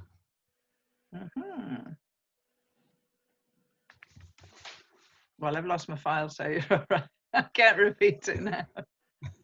What did you think the first gap was? Health. Any more ideas? Achievements. Pardon? Achievements. Achievements. Problems. Problems. Heart. Being. As I say to my trainee teachers, whoever gets the points gets the pom-poms, all right? All right, we'll see you in a second. The second gap was what, do you know? You need to remind us what. I know, I need to find my text again. I shut my text by accident. Hang on a second, it says dictation. Oh, I can't find it. Hang on, I'm having a Zoom moment. Go into recent. Yeah, no, I've got it. It's just I've put the little thing of photo of our faces on top of it. So the first one was International Men's Day is mainly observed to focus on the of men, and you said problems and achievements and health and other things. And the second one was improving relations. Their relations. Be there. Intersexual or something? Or? Could be intersexual, it could. And then the next one, promoting gender. Equality. Equality. Okay, votes for equality, all right. And highlighting male. Dominance. Oh. Mental health. Male dominance, mental health. There's a bit of a contrast in there. Any more ideas? Superpower. Pardon?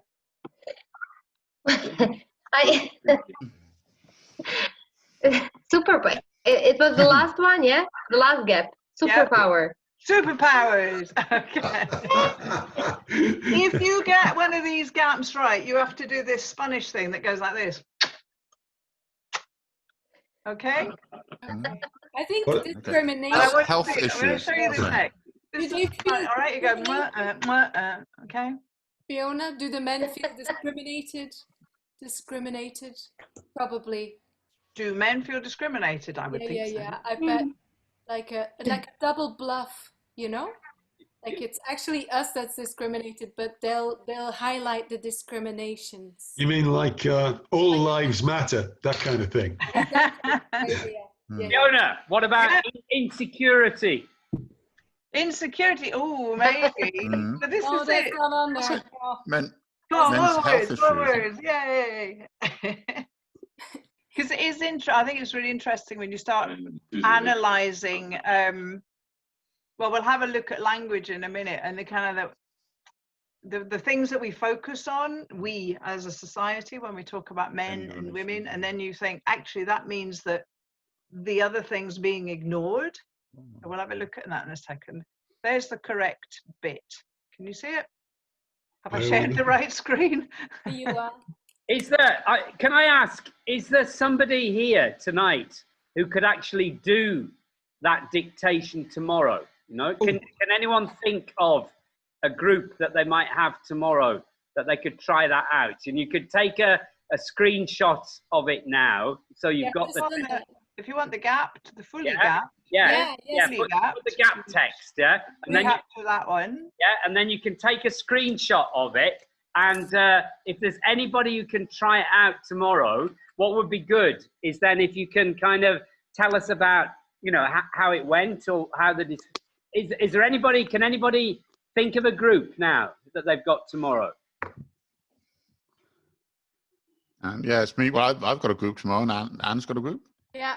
Oh, so it's school, like in personal life. I'm sorry. Yeah, because it would be really good to try this out tomorrow. Because the reason why I asked Fiona to do this, is because this is tomorrow, you know, and exactly. And what Judith Hanks was telling us, you know, is like this is an opportunity for, you know, speakers, workshop kind of leaders, bring stuff to our course, and then you try it out, and then we can have a session, you know, where we talk about how it went, you know, and whether it prompted interesting discussions or not. Yeah.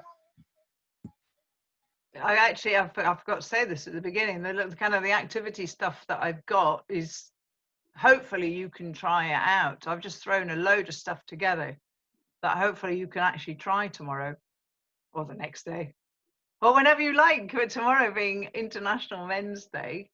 No, I mean the point of it, Fiona, is that actually when you do it on the actual day. This text, it would be for tomorrow. Yeah, that it has a kind of, it kind of involves people a bit more than if you did it, you know, like on Friday, you know, like that it has, or Wednesday. I've forgotten what day it is today. Yeah, and theoretically the learning, I mean, according, you know, my areas, the kind of the brain stuff, theoretically would actually be more efficient to do it tomorrow because the associations would be stronger, etc. So the learning would happen and the memories we've formed and the episodic memory and all that stuff. But that's the complete one. I you know, just for the benefit of now, I just gave you the first gaps, but there's the complete gap text and there is the text. All right, who gets the pom-poms?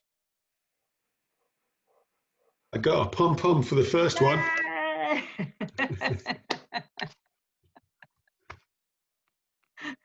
You put pom-poms in your hair, you know, in your head. Yeah, in my hair. How many pom-poms? Let's see how many pom-poms you get by the end of the evening.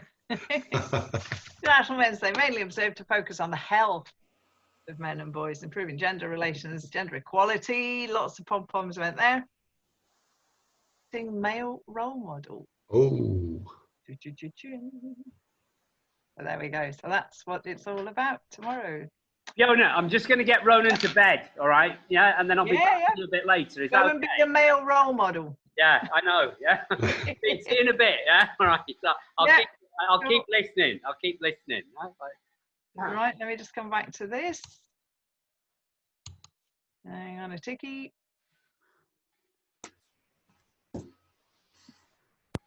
Right, what I'd like to do, let me just check if I can do it. Yes, I can.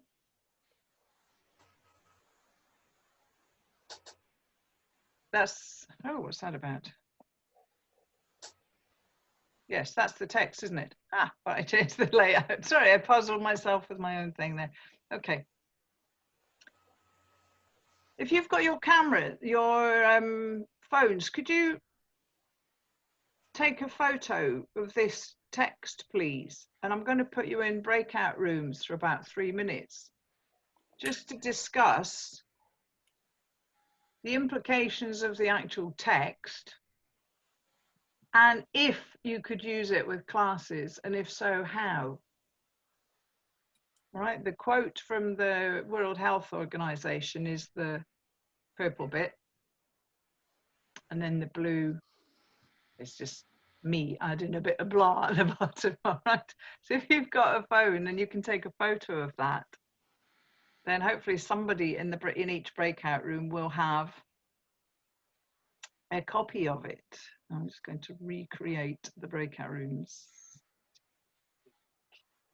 How many people are here? All right.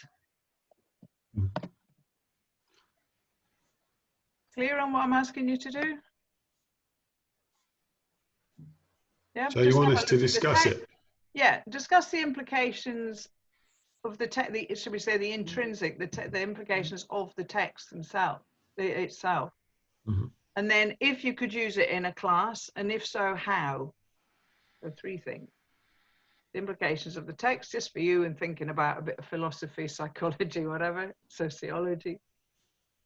If you could use it with the class, and if so, how you could use it. All right, I put you randomly into groups. So I hope you like each other. We all like each other. Good. Here we go. 3 minutes.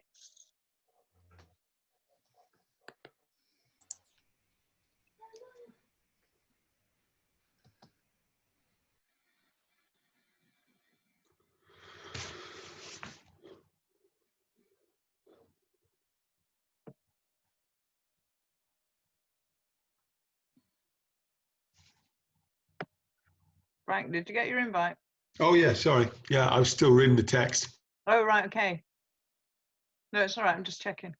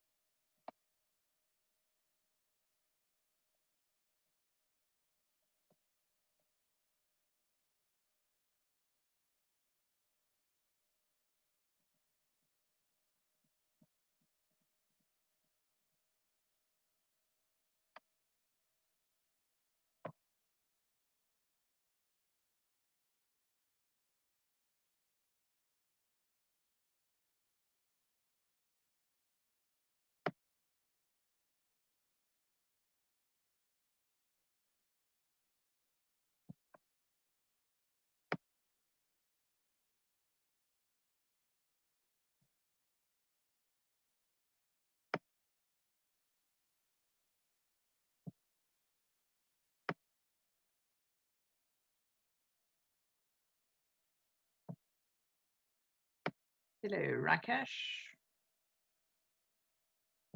You're muted. I'm back online. Hello. Can I tell you a quick joke? Yeah, yeah. A Texan goes to heaven in a redneck, and he's promised that he would ring his mate as soon as he gets to heaven to tell him what it's like. And his friend on earth says, "Well, what's it like?" And the Texan says, "Well, there's one problem. It's God." And his friend says, "What's the problem?" He says, "Well, God. She's black." All right. It's Oh, how I start my discussion on gender issues. Bring the race issue into it as well. Yeah, throw it all out there. Oh dear. Anybody want to open a discussion about this? I had 4 groups. Well, there were 3 men and 3 women in our group. Oh, right. Yeah, And 3. 3. And at first I wanted the men to be the 3 wise monkeys. Say nothing, speak nothing. But I think the men did more I couldn't keep talking than the quiet, did I? women. I know. Oh, breaking stereotypes then. Breaking stereotypes. It was the men doing the talking. Yeah, for a change. Yeah. What are the implications of this, or how would you use it in a classroom if you would? Anybody want to throw some ideas in the pool? Well, throw is a good word. Throw dice. Roll there were 6 of us, 6 faces of the dice. We roll the dice and give ourselves a number, and then. So maybe let's start with group 1. Maya can talk for group 1. Okay. Yeah. Okay. Okay. We talked a little bit about different things. I teach small children. They are from grade 4 to 6 or 7 this year. So it can be done, but in a really very subtle way. Yeah. And we can do it with different topics, or when describing people and puzzling them about why they're dressing in a certain way, or maybe about their preferences about musical styles that they're really into. And we can teach the children to accept that everything is okay, everybody can express themselves in whichever way they wish. We're all different, we're all the same, but all different, and that we mustn't judge. Who are we to judge in a way? Because it could happen in our own families or later on in their lives, and they would know how they felt in a similar situation. So raising awareness and broadening the horizons, opening their minds that maybe when our students go on a student exchange, they will see completely different things that they hadn't gotten in contact with before at home. So keeping their eyes open, basically. We have a student. Broadening horizons, isn't it? Yeah, we have a student at our school, and if you see him with his back turned towards you, you would think that you're looking at the back of a girl, because he's got Goldilocks hair, and it reaches till the middle of his back. So he gets mixed up sometimes, especially when new teachers come to work at our school, and they mistake him for a girl. So gosh, it is a sensitive issue. It is, yeah, I can imagine. I went through my teen years being mistaken for being a boy, so yeah. I think in terms of language teaching, we could teach the they, them, their. Yeah. That this is an option, that you can use this if if you don't want to be specific about a gender. This is relatively new, I think, in language, but it's really useful. I found a lot of stuff online when I was preparing for this that everything is still very binary. Yeah. When you're looking online, it is all still very, you know, men, women, male, female. Yeah, I know. I was vaguely uncomfortable about preparing this, the kind of the binary focus on it, but still. Yeah, no, I think it's quite important that we start teaching, or at least exposing students to the they-them concept, because they will meet it. You know, it's definitely on the increase, and they will meet it, and they won't know how to decode it if they meet it and haven't been told that there is that option. Plus, you're also including people who may potentially be in the classroom, aren't you? Yeah. Yeah. Always keep that in mind. Exactly. You've got to always, you can't just assume everybody in a classroom is a boy, classic style, or a girl, classic style. You've got to be more Fiona, inclusive. Yeah, Fiona, Rakesh, yeah. Yeah. When Mark asked us to put pictures of ourselves, I put a picture of me when I was about 6, and I hadn't had my hair cut, and I looked like a sweet little girl. And everybody assumed that I was a girl. Not because I am, but it's just that I look like a little girl. So, so the whole issue of, you know, what do boys look like and what do girls look like?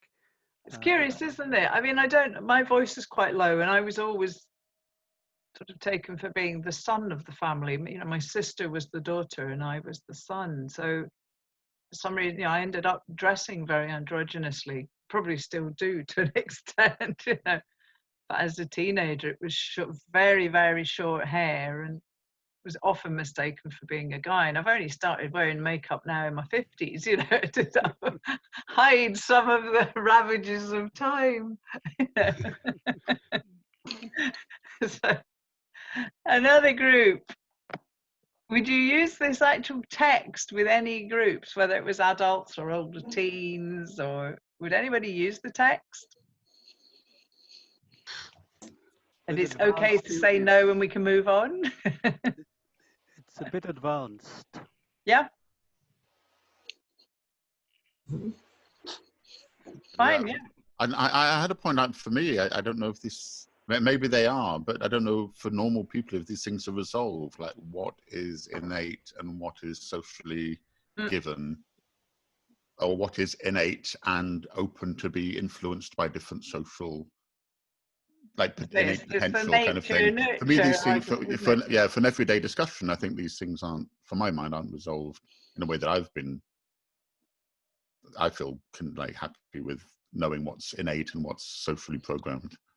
Yeah, no, it's an interesting area to at least start thinking about the fact, or introducing the concept, I think, that your sex is biologically defined, chromosomes and such, you know, for all the plurality of. The other thing, Fiona, is that, I mean, this is 2004.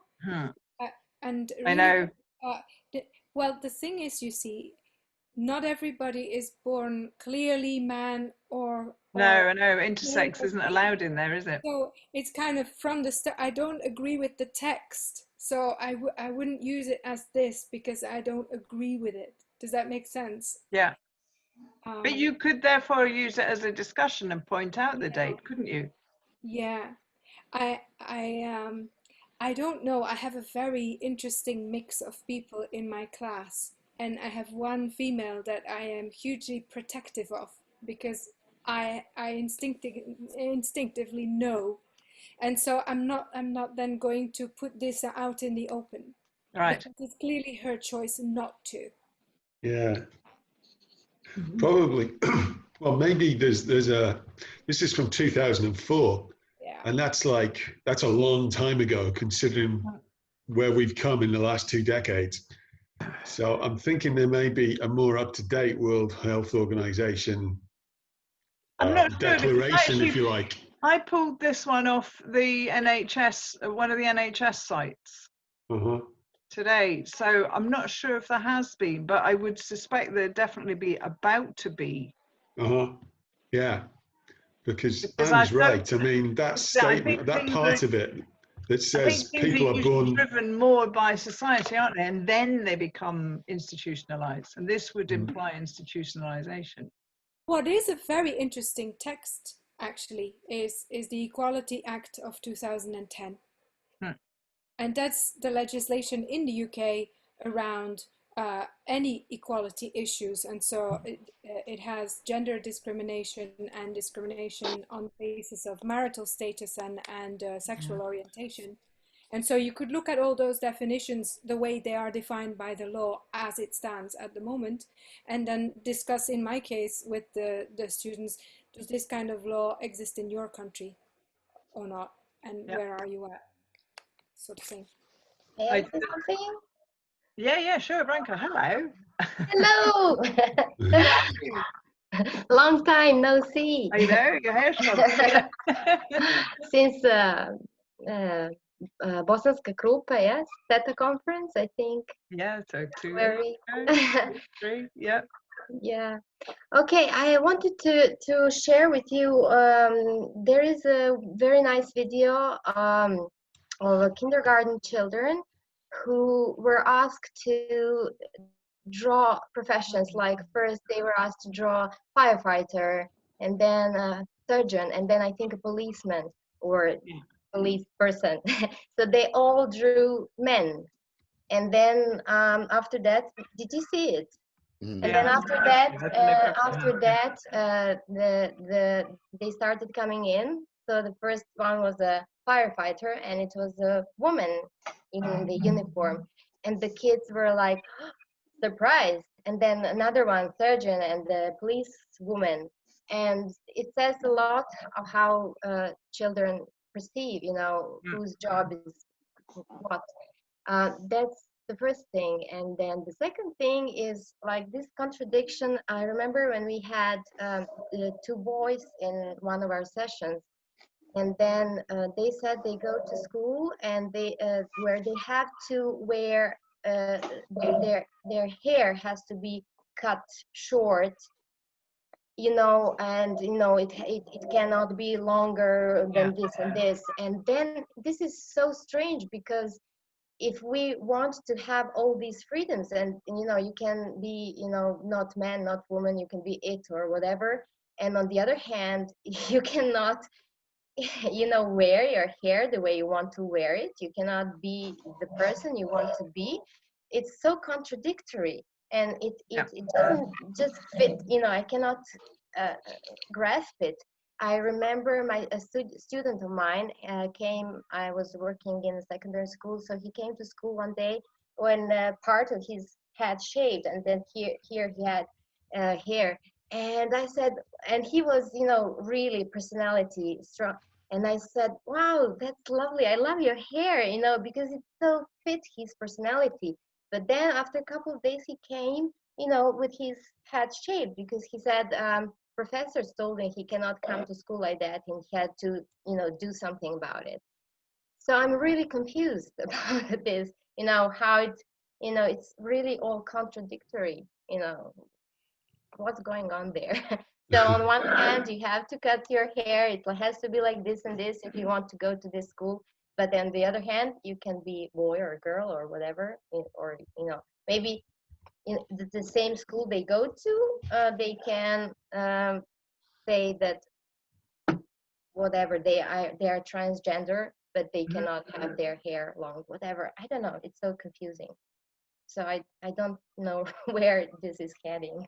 It's really curious. I mean, this later on in this slide, I've got a couple of slides of photos of men and photos of women, and I googled the word boy and the word girl, went into images. All the images for girl have long hair, and all the images for boy have short hair. And it's, if you do it, I'd try it afterwards. I don't know why, it just, apart from the fact that I was only getting, or not only, but about 90% white kids, but apart from that, the most just salient thing about these images, I was suddenly looking at them going, why have all the girls got this sort of long, luxurious hair? Like, why have all the boys got short hair? There's loads of kids around with like crazy long hair, or, you know, big hair. But this sort of insistence on the images and images and images and images and images, and we our world at the moment is so image based. It's got to be having an effect. I think, you know, so I'm in my 50s. So when I was 12, 13, punk came on the scene and we all had our hair cut really short. That's why my hair was really short. That doesn't seem to be around nowadays. It's all kind of Ariana Grande with the long hair, and all the guys have got short hair and lots of products in the hair. I don't know, there's this sort of Rakesh is waving his head. Is he? Oh, His hand, yes, he sorry, wants to Rakesh. say something. Just Shout at me. just two brief points. Yeah. One is I was born into a Hindu family. I'm not a Sikh, but the Sikhs who are mostly in North India, the boys, the men never cut their hair. Okay, so Yeah, that's I know they have the turban, but top, that's yeah, not the top knot thing, don't they? yeah, that's not the issue that I want to talk about. In all our discussions, and this is not a criticism, it's what it is. We tend to be very Eurocentric. Can I give you a word? Please look it up in Google afterward. This is to all of you. It's called hijra. Hijra. In India, the binary male-female thing exists, but the Indian culture is very comfortable with this concept of the hijras, who are not transgender. I mean, look it up, and I can't explain it quickly. And they are an accepted part of Indian society. They're not men, they're not women, they're either or both. Okay, so sometimes these discussions we might need to look at other cultures where the concept of male and female is not just binary, but beyond that. Be like two-spirit in the Native American or the Indigenous American people. They have two-spirit. Five genders. They have several. I don't know. Yeah, several. And two spirits, that sort of fluid in the middle. Yeah. Yeah. This is my final point in the spirit of what Mark was saying about trying things out, and tomorrow is a very good day. One of the exercises I suggested in my talk the other day on multiculturalism is go into your class and ask them to, and I did this, ask them to imagine a group of people from the US, and then a group of people from Europe, and point out any stereotypical differences. But the interesting thing is, when you ask them to go back to your pictures, ask them how many women were in their pictures, and you will find that on the whole, even females, even women, even girls will often imagine only men. Do the exercise. I'm not predicting what will happen. Do it and see what happens, and see how many women, girls, when you say imagine a group of Americans, only have American men in their picture. I'll shut up now.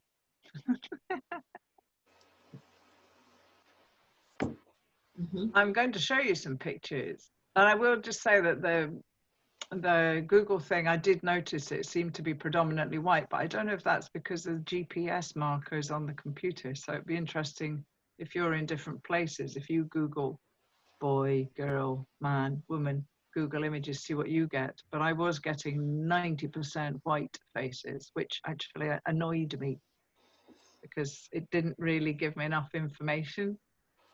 So, but it could just be because of the location stuff that's in your computer. I'm not sure. Speaking of stereotypes, have a look at these images. If you've been in a session with me before, you may have seen them before, but I'm going to show you a series of about 5 images, and then I'll pop you into breakout rooms for a couple of minutes just to see if you can just discuss what they have in common, what the narrative is that we're being sold. They are press photographs, you know, they're taken by professional press photographers. I can't even say it. Professional press photographers know all the tricks of photography and know the narratives that you can tell with photographs. It's a bit like theatre directors. David, you should be well positioned to know this. Rule of thirds and who's on the left and who's on the right and all that kind of stuff. Have a look though. I'll just show you the 5 photos and then I'll pop you into breakout rooms. Just have a very quick discussion about what are the narratives. Okay, that's the first one. And speaking of short and long hair, there you go. Oops, hang on. First one. Second one.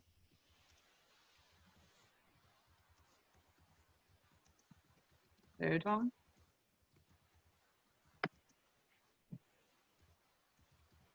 Fourth one. Fifth one. Okay, I'll go back over them again. That was the fifth. That's the fourth. Third. Second. First. Okay. 2 minutes.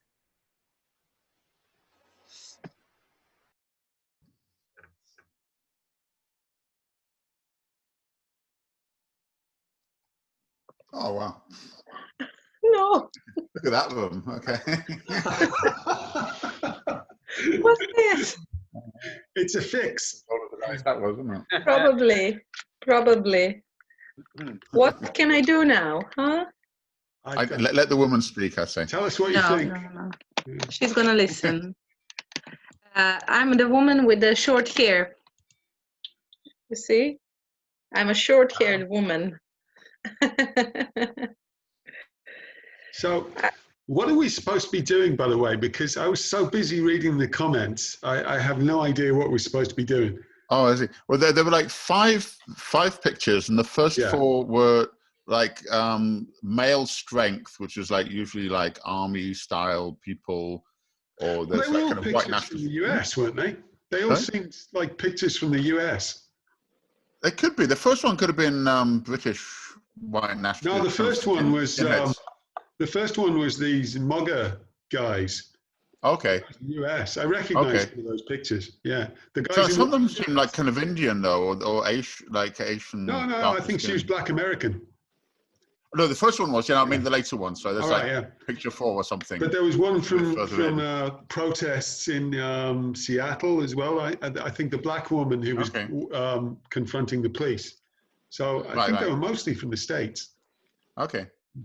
There's one with the flower. There's some very strong ones now from Belarus where the women took the front line of the protests, and they were like hugging the armed guards, and it's just really beautiful, and like giving them flowers and wearing these kind of like nymph-like dresses, and like being very. But I think the image is what I like the strength of the femininity. It's like two different types of force, and that seemed to be the main thing, that the men had the physical force and the guns, but the women actually there's a strength in femininity, seemed to be the message. And maybe also yeah. No, I wanted to say, I wrote in the comment also, I'm reading currently Yuval Noah Harari, the Israeli philosopher. He wrote the Sapiens, the history of humankind. And he writes a lot about that, about, the pickers and gatherers and throughout the history of humankind. And there's also a chapter on the difference between females and males, and whether there is a really physical dominance of men or there isn't any. So it's an interesting read. I cannot retell it now, but maybe you could look up the excerpts on the net. Okay. Hello.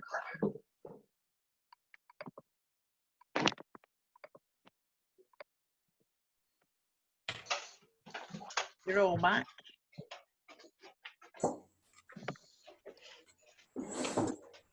So what do you think the narrative is? Do you think there's a continuous theme running through these press photos? Can I just say something? Yeah. So many men in these pictures. So maybe using them in a classroom, I wouldn't use them, because sometimes maybe unconsciously we are just showing our students that that's the reality. And if we really neglect this reality, which is a reality, we already know that. But if we neglect it, maybe we'll just get our students to think that they're just equal there. And like this, maybe you see this, for example, this very picture. There's so many men here. Yeah. But you still have this very powerful woman. Yeah. I But also think still, you not have to everyone. question. But still, not everyone can stand by themselves, and this is so much pressure for some people. Women don't have to be that strong, so they get things in life. They don't. They just get them the way men get them, if that's in their mind. For example, this is kind of personal, but I'm raising a daughter, a girl, and in many times she's like, can I go there or can I play with the ball? And I'm like, yes, why not? Why not? Because if we really get that there's not a problem that you're a girl, maybe we will just start to raise generations that don't make the distinction. So they will neglect the reality. But that's why I think we have to question these kind of pictures. These pictures there's so many of them in the press, and I think we need to challenge them, and we need to challenge them. We need to be able to understand them. But there are so many other women who cannot stand by themselves. This is just too much pressure for many of our students. If I go back to my youth, that would have been a pressure for me as well. It's just an opinion. Yeah, that's fine. Yeah. Anyone else? I'm trying to see more people. Sorry, Frank. I was just going to say that, okay, in these pictures we see women confronting men, pretty much, but I don't think they're really on their own. So in the picture they're on their own, but I don't think they're on their own. I think they are part of a bigger protest.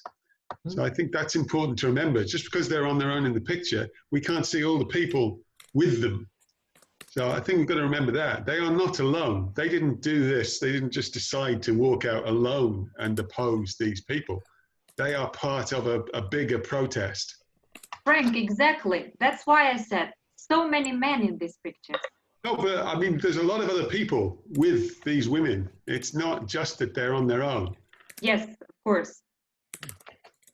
Luckily. So they are part of a movement. They're, if you like, they are the point of the movement, but they're not alone. Yeah. It's almost like, I mean, so if you look at that picture there, it's almost a symbolic picture. It's not even about the reality, I feel, of the situation. It's almost about the power of femininity or the power of female sexuality in that sense, and how even the message would seem to be from that, this female power is actually stronger than those three guys. You've got 3 against 1 and it's a stalemate. Yeah, it's crazy, the contrast between guys in all their armor. Exactly. So it's almost like a political artistic statement from that picture. Yeah. I'm not even thinking of the reality of the movement behind that. These pictures are frequent in our press and they win awards and stuff, and we kind of take them on and just go, oh yeah, nice picture, oh yeah, cool, girl power. But if we actually start to analyze them and read them, I think they're a little bit more malicious in a sense than that, some of the narratives.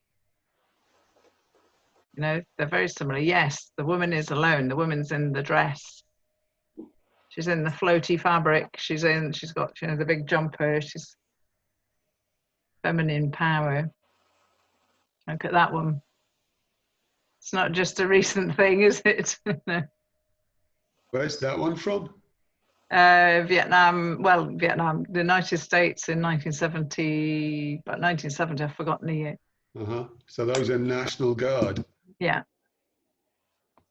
Oof. So on the one hand, we sort of consume these images of sort of girl power and femininity, but actually there's a sort of more unpleasant message, I think, from the male point of view. The men are always being presented as being negative and bad, and in this sort of mass rather than individuals. So you've got the fact that Lois Selby was saying she's alone, but she's the individual. She's the holder of the power, and they're all dressed the same, aren't they?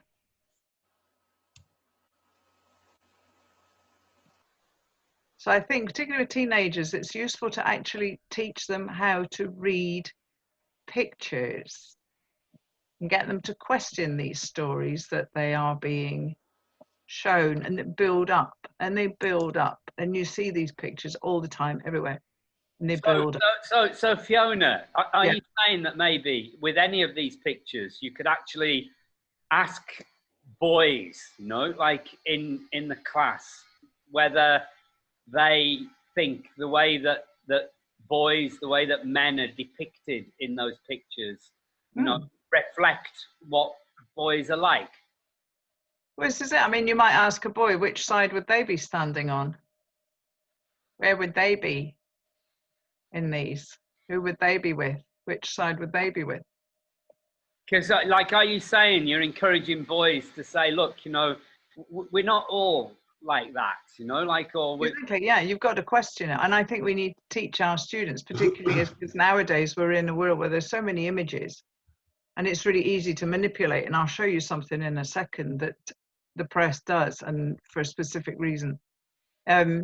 We've got to teach our students to read this stuff, the sort of visual literacy, but to actually be able to understand these narratives, because the narratives build up, and they build up this sort of girls as the victim tends to be on the right, the victim, the power, but the victim, the one who's being attacked, and the nasty, mean men on the left. And even in that picture, how do you know that it's about a fire?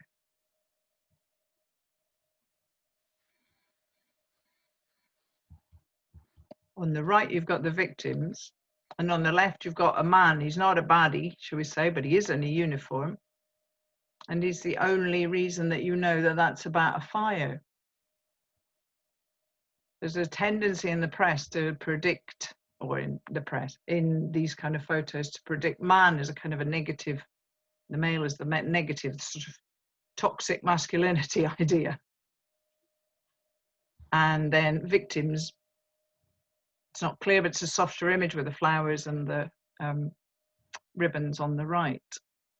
And I think we need to question these narratives, because I shall just ping down to this one. If you are from a language that reads left, right, you read movement as being left, right. So you might read that as the men are the ones advancing, pushing the women back. She's standing, resisting. Is that what you're reading with that image? That she's resisting, she's the resistance. But in fact, if you flip the image, the story slightly changes. How does that look to you?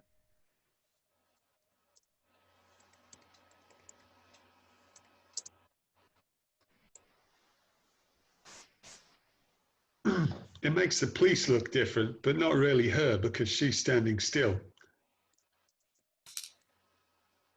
What does it change about the police? Makes them look more like they're going backwards. Backwards, yeah. Exactly, yeah. So in that case, she's the kind of the more dominant power, pushing them backwards. Mm-hmm. And this is used, this sort of technique of suggesting who's the dominant is used a lot in the press and in photos. And it's used, I'll skip that one, but it's used in advertising as well. And there's proof that your average professional photographer knows how this works. That is an information poster for asthma, as you can see. And if you are in an English, a left-right reading country, the image has the inhaler on the left because the movement of the whatever it is going to the right. So it's, and it's flipped for the languages that read the other way around, because that would suggest blowing it to us. It's to do with movement, left, right, because we read pictures the same direction as we read our first language. So the people who read right, left languages, they read those pictures the other way. Fiona, can I say Yeah. something? No, there's an old urban myth. Aspirin were asked to design a poster to sell aspirin in the Middle East. And the guy who designed the poster, he had three frames. The first frame, the guy had a headache. Second frame, he takes the aspirin. And the third frame, he's smiling because the headache is gone. Now, if you put those pictures in the European or the Punjabi way, I can see my mother tongue there, it means it's the aspirin that gives you the headache. But if you read it the other way, yeah.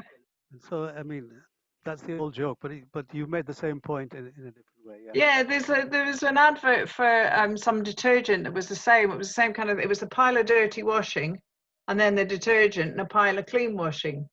And of course, the detergent didn't sell in. I think it was Japan. I'm not sure because it suggested that the detergent actually made the washing dirty because they read the picture the other way around. And this is it. So these sort of narratives that we get of the gender, they work that way. Flip the picture and you get a different story.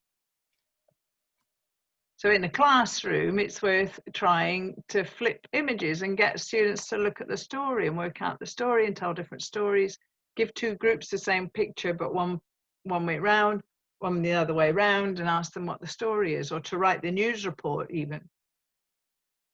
I don't know what time it is, I must admit. Thanks, Fiona. The really crazy thing is when you flip it over, the one with the floaty dress, I can't make sense of that picture. So this That makes way. sense to me, but this way, I'm like, that doesn't make sense to me. It's What's strange, isn't it? happening here? What's happening? Yeah. Because we're not used to seeing it that. To me, it looks like some kind of superpower and she's pushing him back somehow. Just wanted to say, yeah, she looks like a superhero. Yeah, this is it. I kind of like it better that way. And I noticed that if you see this picture as well, this is a famous one. You know this picture? Yeah. Yeah. I was thinking about this yesterday with Frank's thing about art. If you look at it that way around, do you find that you notice other details? Yeah. The whole, the emphasis or the focus shift. Was And this the a very young feeling of king? the boy. Is it a king? It's called When Did You Last See Your Father? I think he's the son of one of the, what were they called? Royalists. The royalists, that was it, yeah. And the father's supposedly hiding. Oh, right. But if you see it the normal way around, the sister, for example, is not nearly as noticeable as if you see it that way around. Yeah. Curious. Because it's like she's towards us. Yeah. It's strange, isn't it? And the power play between the boy and the guys behind the table seems to shift a little bit. Mm. So try flipping pictures for these, particularly if you want to avoid these sort of fairly toxic gender issues. I'm not going to put you in any more breakout rooms. I'm going to tell you what I was going to do and you can think about it. All right. When I went into Google and I typed in man, this is where I went, too many white guys. Anyway, you get these, this is like your definitive selection of men. I did slightly edit it because I had some very weird pictures coming up and, like pictures of rapists and stuff. So I covered over them. If you look at the poses though, what I was going to do was ask you to choose a pose. So the ladies, you were going to choose a pose and we were going to do a screenshot. I'm not going to do it because of time. But if you look at the way they're posing and this sort of masculine, this is what it means to be a man, ha ha ha thing. And ladies, imagine you were posing like that for a photo. Which photo would you choose? Which pose would you choose, ladies?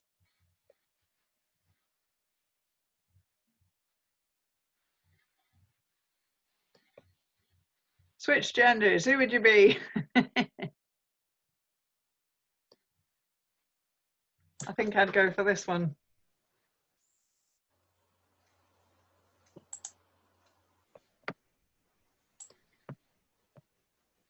That's the gents. That's the ladies. There you go, boys. There is not a group photo, a group female photo. No, that's fine because I put man and woman in the singular in the Google search. Okay, okay. I just wanted to know what would come up and what the sort of definitive, or not the definitive, but the Google images of these would be. So, oops, sorry. So I would get my students to choose one of these each, take their screenshot if it was a Zoom room, and then write the story, you know, write who they are as if they were the day in the life of. And the same there's the girls, and get the boys to do those poses. And actually just be different, not have to be the boy, not have to be the girl, and actually try it. You know, if you could do that pose top right, can you do that? Is that how you'd have your selfie? Top right? Yeah. Well, I'm not quite sure. Not quite sure I can get it. Yeah. I have to get closer to the camera. Yeah. No, it doesn't look right. No, it's fun though, isn't it? Just to have a look and see how the difference is. I like this one better. That's better. That's the one I would choose. Yeah. This is it. It's the male, female, even in the way we pose. So it'd be interesting just to get your students to pose like the opposite. And then imagine their life as the opposite gender, or as no gender. Do you know, Fiona, when you look at them, so there's several boys that stand in a way that makes them look bigger. Yes. That way that's a sign of confidence, apparently, sexual confidence as well. Like, oh, hey, smell my armpits kind of thing. And this one, you know, really big. And then if you compare that with the females, they're all trying to look smaller. Like they're just kind of, oops. And I noticed there's a lot of this moving your hair around the front to show that you've got long hair. Yeah. Yeah, I do that a lot as well. Of course you do. Yeah, but look like so defensive.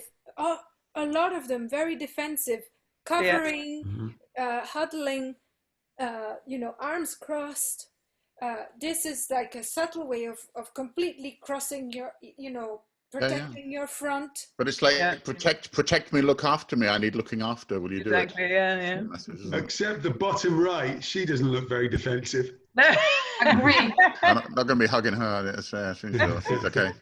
Fiona, you've done a lot of work on what you describe as the twilight zone. You know, yes. And what I'd like to ask you in connection with these photographs, whether an activity like students looking through the different profile pictures that they use, and how they decide how they present themselves as a man or a woman or a boy or a girl, and then discussing that in class. Would that be an activity that you think that students would that be okay? Can you just tell the others? Well, and I've forgotten the other word that you use all the time, but you're describing the difference between personalization and what's the other word you use?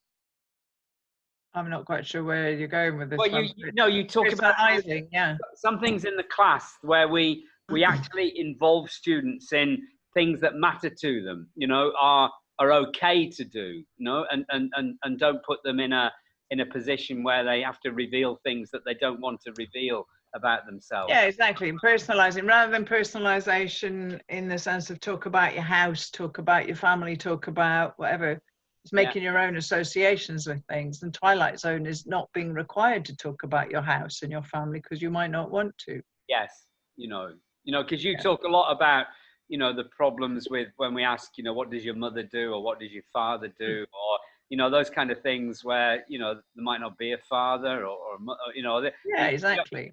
Have to be very kind of sensitive to with communicative language teaching what we bring into the class, but whether this kind of thing, like saying to the students, could you discuss how you present yourselves online, how do you show yourself. And then you look at these things and then to compare with the way in which these men or these women are depicted and how you choose to show yourself, and then start talking about the stereotypes of. I think it's worth having a look at these and saying, you know, which one's the most masculine or whatever, and then say, well, which pose, you know, to the gents now on the screen, which would you be most comfortable doing? I mean, you know, seriously, would you, who can I see right now? Well, you know, David, would you be comfortable doing that pose, the second to the right in the top row? You know, it's supposedly ultra masculine or whatever. No, I wouldn't be. I'm an actor. I'll just do anything if you pay me. I don't mind. Can I just share? You know, I did my thing on the Stasi file, you know, last week, and my time in the GDR in East Germany. And on International Women's Day, we actually did the third picture at the top. You know, we had a male beauty contest, you know, that I took part in, you know. The one that says from baby weight to chicken legs underneath. Yes, yeah. And we actually got, you know, there were 5 of us, and we got the women in the audience to judge, you know, like very much like that picture of those 4 men in boxer shorts and trunks, you know, like, and it was actually a very good activity, you know. It was a long time ago, you know, but it was actually quite good, the discussion that came out of it, you know, and the way in which we, you know, like the way that which we judged by our bodies, you know, and you know, anything that kind of empowers people in not, you know, being the perfect body. Yeah? Exactly. Yeah, I think they should question all this stuff. Yeah, must be a good thing to do, isn't it? You know, if you can find a way of doing this in class, and obviously, you know, women are much more in the focus with this than men. You know, like you were talking about the pop bellies, and you know, like how it's kind of okay, you know, for men to be a bit fat, you know, in the way in which women are traumatized by all the images that are, you know, presented about how you are. Yep. No, Although look at those images. Which one of those guys has got a pot belly or is overweight? Several. Pink shorts. This is it. But of all the pictures on the screen, it's like one guy is a little bit. Yeah. And I just think it's so worth doing but questioning the whole thing. I mean, I'm sort of working around to something that's happened this week. Look at, I mean, these pictures, question it, bottom left there, for goodness sake. You know, the kind of the hair flicking or whatever. And it is worth flipping it round and getting the boys to do like the girls to do like the boys, and then identify which one would you have as your, you know, which of those would you have as your profile photo. Excuse me, personally, none of them. You see my my profile photos and things, I've always got my hair over my face because I hide. So this has caused a lot of hoo-ha this week. Have you seen it in the press, anybody? No. No. Do you know the guy in the photo? Not really. His name's Harry Styles. And he's one of the singers from One Direction, or was one of One Direction. And he's now, from this week, the first man ever to be alone on the front of Vogue. Vogue being for women. And these are the photos, these 2 of the photos. There's some others, and he's wearing a dress. And there's been a major hoo-ha in the States, with the more conservative end of the scale coming out, and all these criticisms on Twitter about bring back manly men. And I also think that now and tomorrow would be a really good time to discuss that, and what is the problem with that, if any, and what the heck does manly men mean? I mean, Fiona, what you could do, couldn't you? You could have that photograph that you've just shown us, and then you could actually have it with the Vogue, you know, on the. I guess it's on the front cover, is it? Yeah. Yeah. So then you could switch, couldn't you? You could put that up, and then put up the image with the Vogue front cover, you know, and then open that up to discussion about, you know, what people think about having that picture on the front page of Vogue. You know? Yeah, because the frock on the left is the one on the front cover. Right. but it's a slightly closer up image, which is why I use this one, because you can't quite tell that it's a dress on the one that's on the front cover. Excuse me. But it rather contrasts with these kind of images. So if you Google the word man, you get that. And so now we've got this. And what is the problem and why? Fiona, in your role as course book writer, have you ever had the freedom to do in a course book what you've been showing us tonight? No. You can't bring gender, well, you can't. You shouldn't. You're advised against. You get censored, whatever, if you bring in gender politics of any kind. So does that mean that really the only way that we can, to pick up on Nina earlier on and the course books and what you can do in course books or not, that these basically are things because of, I mean, Luke wrote that article about the parsnip that Rakesh mentioned the other night, that actually exploring these activities are things that we, because of the conservative nature of the way in which course books are, constrained with all of this, that we can only really do these things separate from course books.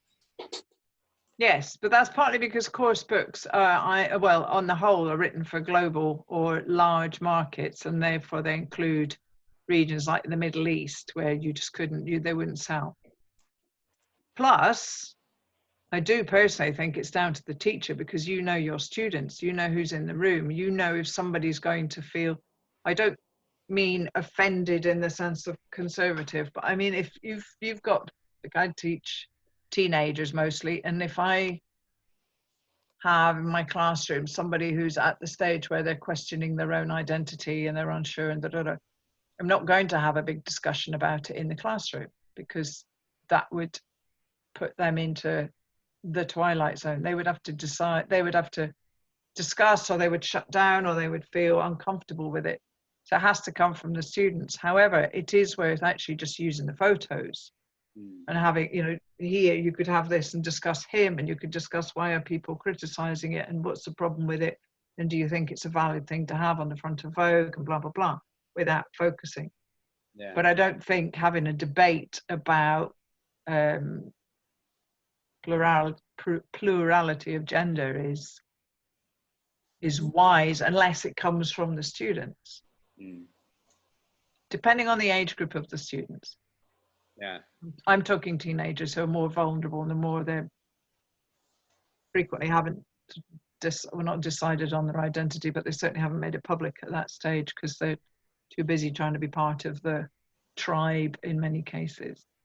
Yeah. And there's more scope for bullying and so on and so forth. But on the other hand, I do think that we need to bring in all the variety of genders and challenge this stuff, and give them the tools to challenge those images that always show the men as the body in a big kind of mass, and the woman as being the little victim on the right, but yes, she's got the power. And I think they need to have the tools to question things, and if they can question it and they can actually start to break down this dual nature and the kind of the dichotomy, then hopefully in the future things will be less extreme, less black and white, for want of a better expression. Yeah, I mean, when I found out that there was an international, Men's Day about 3 weeks ago, like when I was planning the course, I thought that might be quite an interesting thing tomorrow in class to, just put it up on the board, just put up today is International Men's Day, and then get the students with their phones to discuss, to look and first of all, on a factual level, find out what it is, why it is, like when did it begin, and what is it for, and that as a prompt into discussing gender issues, and then maybe you could follow up with some of these images that you've, I really like that. We looking at the images of men and images of women, that Yeah, like. Yeah, and there's the language that we use. That I went on a concordance and looked at all the collocations from 8 million texts in the British National Corpus, and I went through all the adjectives that come immediately before man in these 8 million entries. And these are the adjectives, not including things like Afro-American or white or old or young, the more descriptive, unmarried, unskilled, blue collar, hateful, bourgeois. Those are from 8 million, those are the adjectives that came out. Obviously the bigger are the more frequent.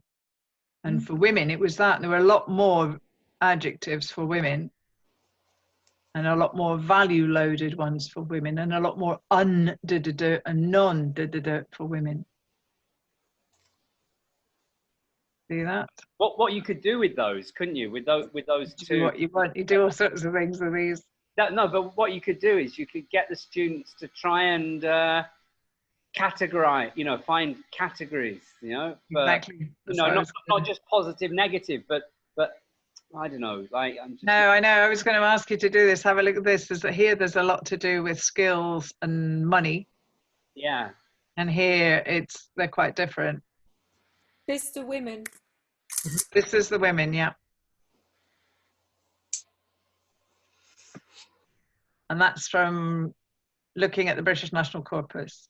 I think that, when did you do this, Fiona? Put these together? Recently? Or have you done this before? Yeah? This is today. These two slides are today. Today, yeah. I think that would be really good tomorrow, actually, as an activity. If you take 2 screenshots now, of the one and get your pictures and chat out the way, so you can actually see. I mean, you can share these slides, Fiona, in the cafe, and put them so that people can see them more easily. But I think this is a really good language task, to look at these words, and then to look at how men are described and how women are described. And then, men have got drunken and wine loving,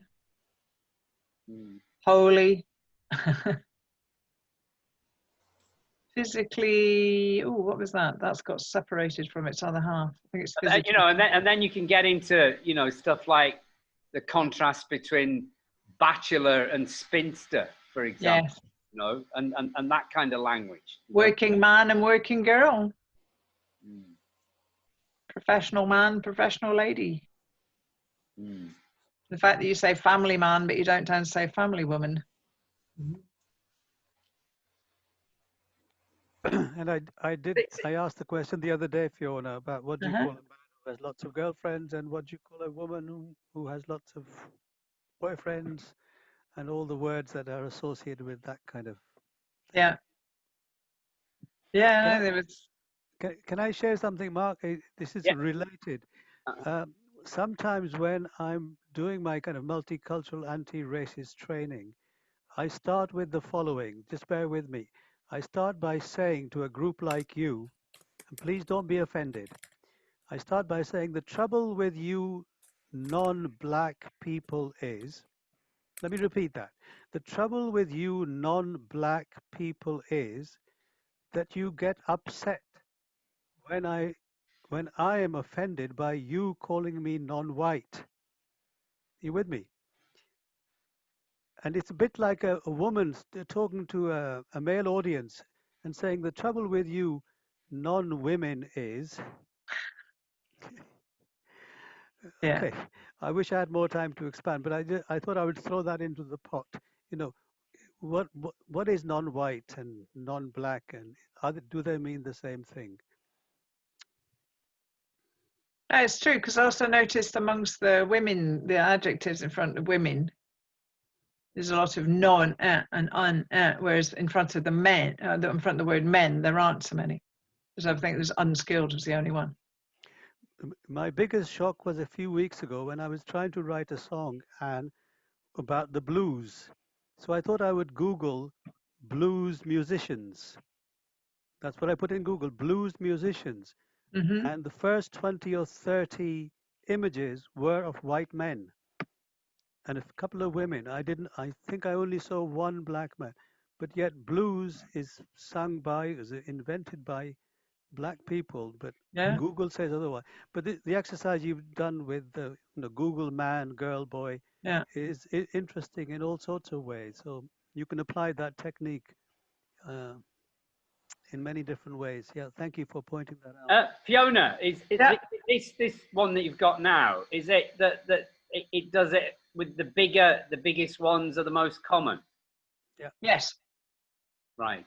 So married is the most common collocation. With women, yeah, and modern, whereas with men it's that. So, and I actually have numbers, but I have to stop sharing. I think, do I? I can do that. Some of the numbers that I had, let me have a look. There's a very interesting one was the word class. So the combinations involving class, hang on, let me scroll up to find it. So you've got lower class, lower class, upper class, middle class, etc. For men, there were about 12, and for women, there were 63. what? So you're saying that there are more expressions which define women according to class than men? Yeah. More texts, because the British National Corpus is based on text. It's written text and spoken text. It's all entered. And look through the one that's 8 million. And women, the class loaded ones were 63 instances of it, whereas for men it was only about, I can't see it offhand right now, but it was only about 12. What would be, Fiona, again, if I can return to your Twilight Zone, and I really recommend reading Fiona's blog on this, and maybe you could, Fiona, put in our cafe one of the blog posts that you've written about this, because it's very good, and we've had lots of conversations over this in Devon, at various kind Actually, Mark, I just jump in very quickly, Mark. We're trying to set up. I've been trying to set up units for each of these sessions. So if you could try and put stuff, if you put it on the wall, we'll get it into the unit. But it'd be nice to try and keep that folder of everything connected with each session. So that blog. I didn't even and set up units, Fiona. I didn't even know there were units in Facebook groups. But actually, what you can do is when you put it on the in the stream, in the what's it called, in the on the main wall, you can click on 3 dots, and then it says units, and then you can put it into the units. And we're trying to. David has spent quite a lot of time today trying to tidy this up, so that we can. Anne mentioned it's kind of like cupboards in your house, like, so when you go to it, you can find the things more easily. Yeah. But let me come back to what I wanted to say. Would it be, if, for example, in a class, where you got a mixture of boys and girls, and then would it an activity where you asked the students to describe other people in the group with adjectives? Would that be kind of in the Twilight Zone and a difficult thing to do? You'd have to be careful. You'd have to limit the adjectives they could use, because there's things like obese and stuff in him, busty. Yes, yeah. So, like, as a teacher, if you put a load of things up on the board, and then you kind of get students to choose. I'm trying to think about how you can do this in a way in which gets people to think about the way in which boys are described and girls are described in a way. You can mix up. I mean, there's a lot of adjectives here, but you could mix them up and say, which do you think? Is it boys or girls? Gritty, domineering, tough. Tough is not in the male list, curiously. So there were some that were surprises for me. They were in the women's list and not in the men, but I think it's also because it's almost not a foregone, but it's a more traditional opinion of men and therefore not commented on so much. Yeah. I mean, do you think the ELT classroom, I'm thinking now of bullying, because we wrote a course book in Hungary with Susan Holden, which was kind of looking at issues with young people, and we had one unit on bullying. Would there be a way of doing this, in a way in which you kind of, one of your pedagogical aims would be for people not to describe people as fat and ugly, for example, you know, like, you know, whether it's possible, or how do you manage to create an atmosphere in a group where one of your aims is to not, you know, have people calling people nasty, racist, sexist, fattest, you know, like whatever, like whether there's a way of doing this, or whether, yeah, I don't know, you know. I would personally, I would give the male and the female ones, and I'd ask the girls to choose. I mean, you know, they could choose one, but try, you know, ideally if it was girls, then use the male, and male they use the girls, and then they have to choose the ones. For example, me now as a female looking at the male one, which one of those would I use to describe myself? Choose some adjectives I could apply to me, and then you see that some of the stuff that's used to typically to describe men, actually, you know, I mean, why is it only men? And then the same for women. Why is it only, you know, I'm sure you could look at those. You're beautiful, aren't you, Mark? So why is that only in the women's one? would that be?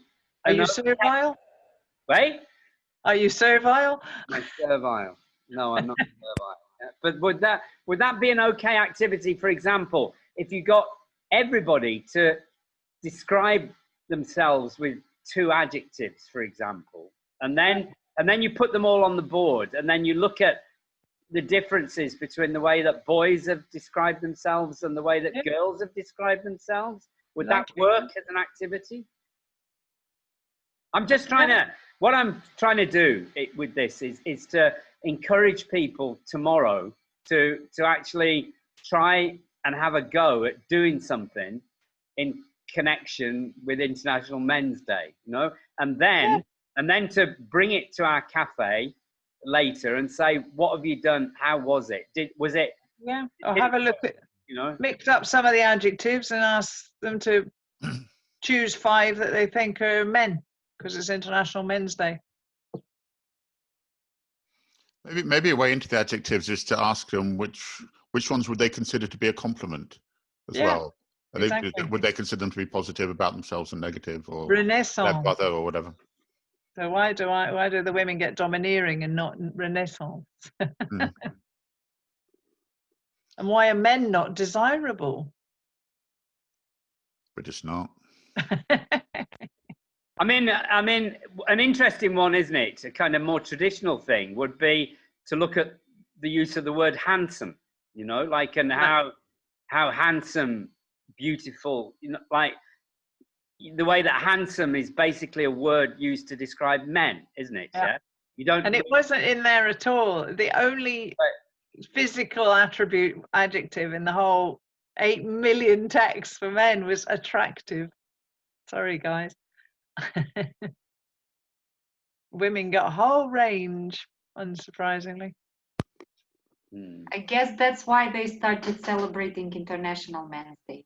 Yeah. Right, Selpy, I haven't even looked at this. I'm going to have a look when we kind of disappear.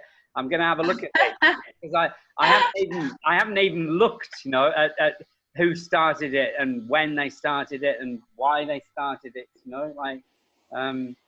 But I think that would be a good thing to talk about tomorrow, you know, in class, and then to move on to International Women's Day, you know, and when was this and who created it and why was it created?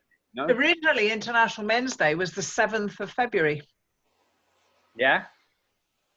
Presumably to be before the 8th of March. I'm not sure why. Yeah.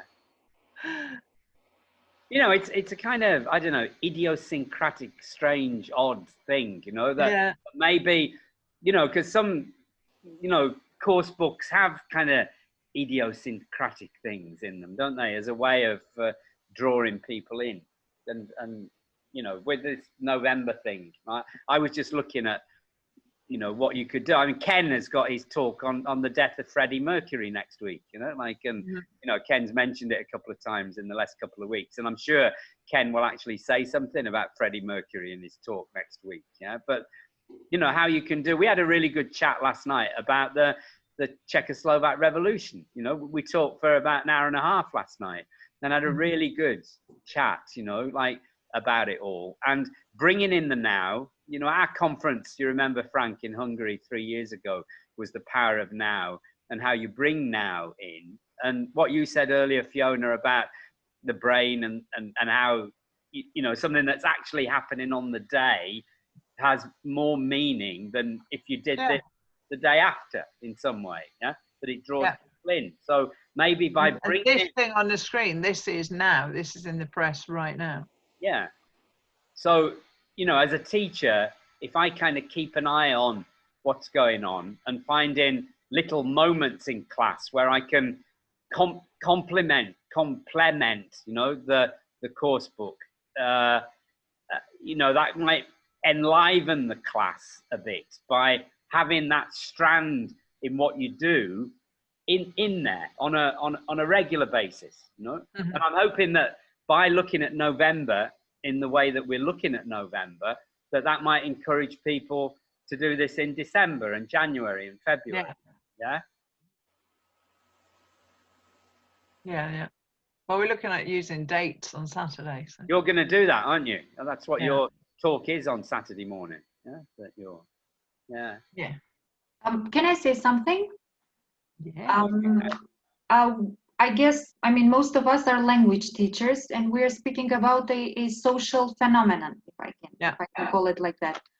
I don't know about the other countries, and we are 11 now here, but in Macedonia, students don't really cover this topic in other subjects. So they don't have a reference. And when you start speaking about that, they don't even have the reference in their mother tongue. Even vocabulary-wise, sorry. So that means there is this obstacle from the very beginning.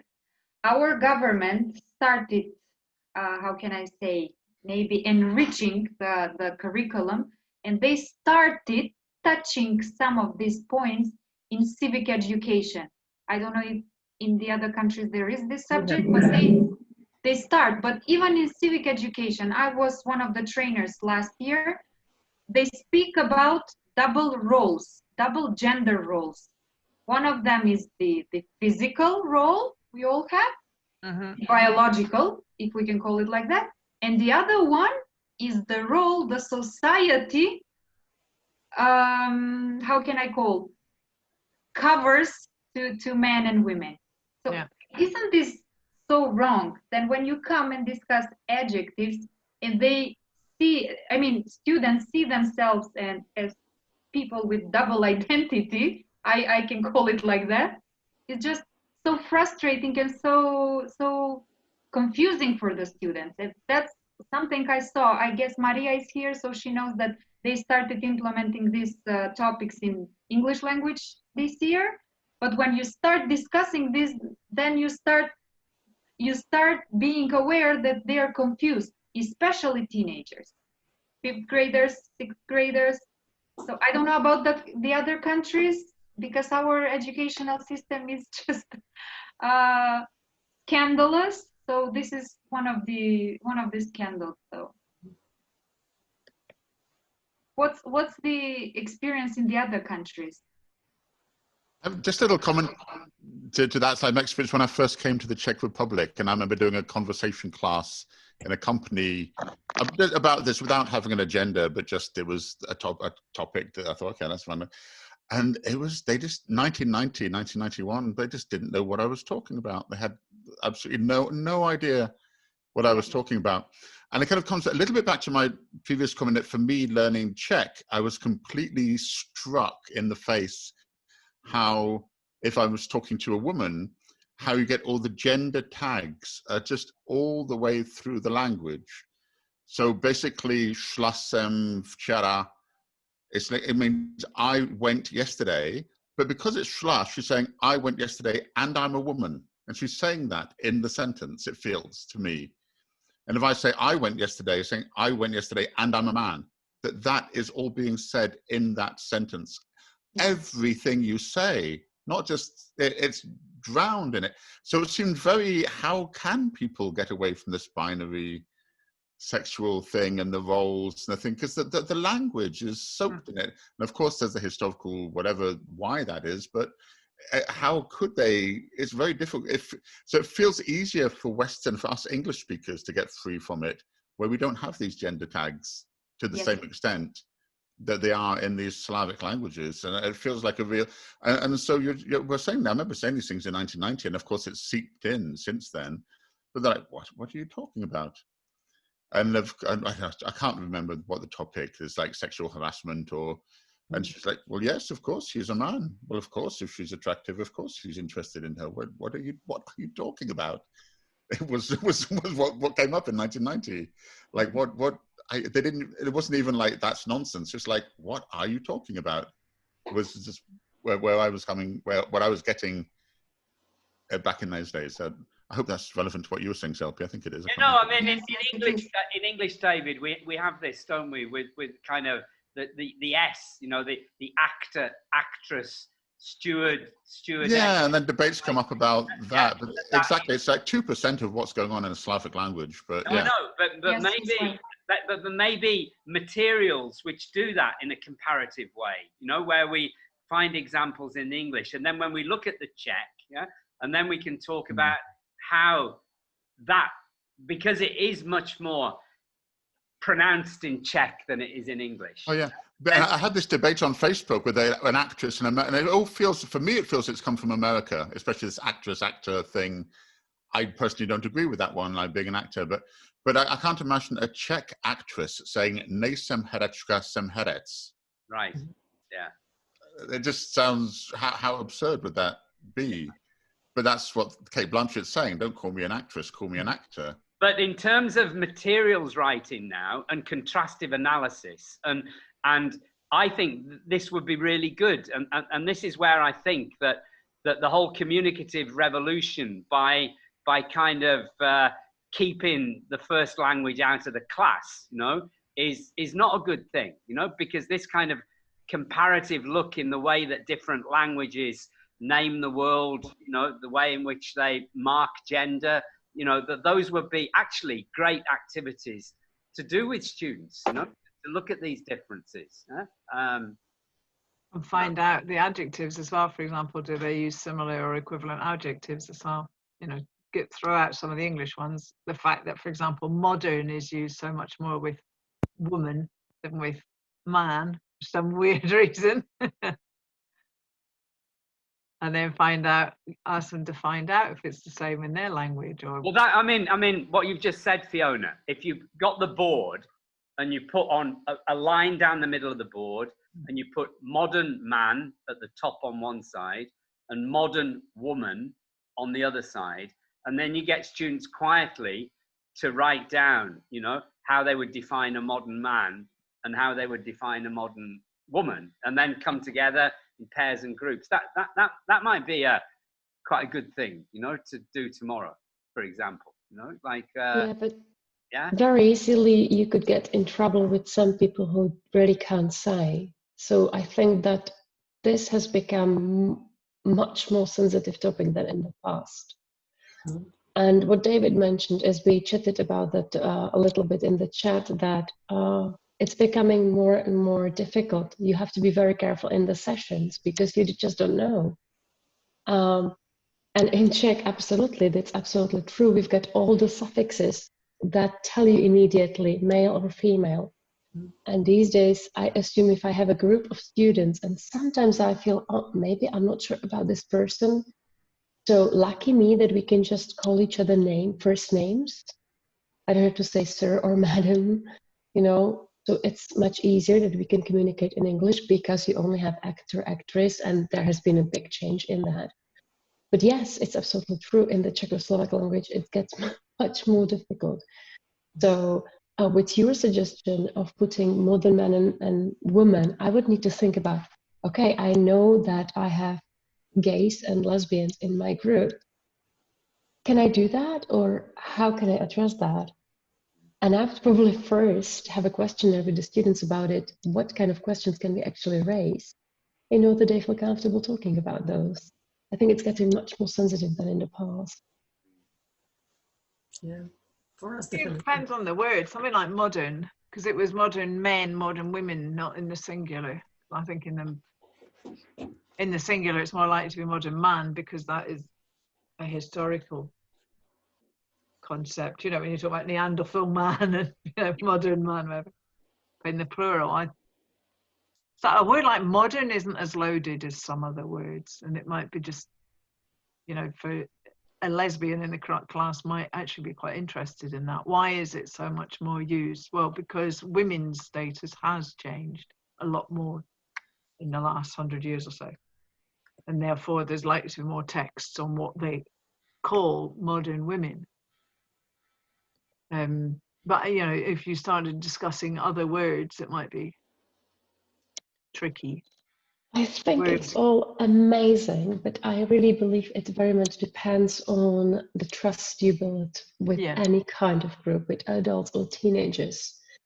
Once it's built and you can trust each other, then you can discuss any different kinds of topics. Exactly. But I think what you have presented is wonderful and it's very powerful. I do remember talking about these pictures some time ago when at one of your seminars, which was wonderful, and it made me change my mindset, and it made me think about it in a slightly different way, because until that time I hadn't really thought about having different target audience within one group. Oh yeah. And that is kind of very powerful. So I think you really have You to. couldn't do any of this gender stuff at the beginning of the year. You'd have to know your classes really well. But I think that's true of an awful lot of subjects, isn't it? Personally, I just think the teacher's main job at the beginning of the year is to get to know students as quick as possible. Shut up. Exactly, and how the people not teach the book, although many of the modern books have high potential.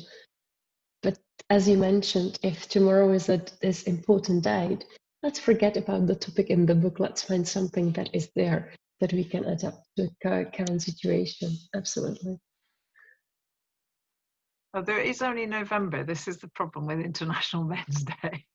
Yeah. It's only November. How long have you known them? International Women's Day has the advantage of being halfway through the academic year in the Northern Hemisphere. So. Yeah, in March. Yeah, exactly. So you've got to know your students better by then.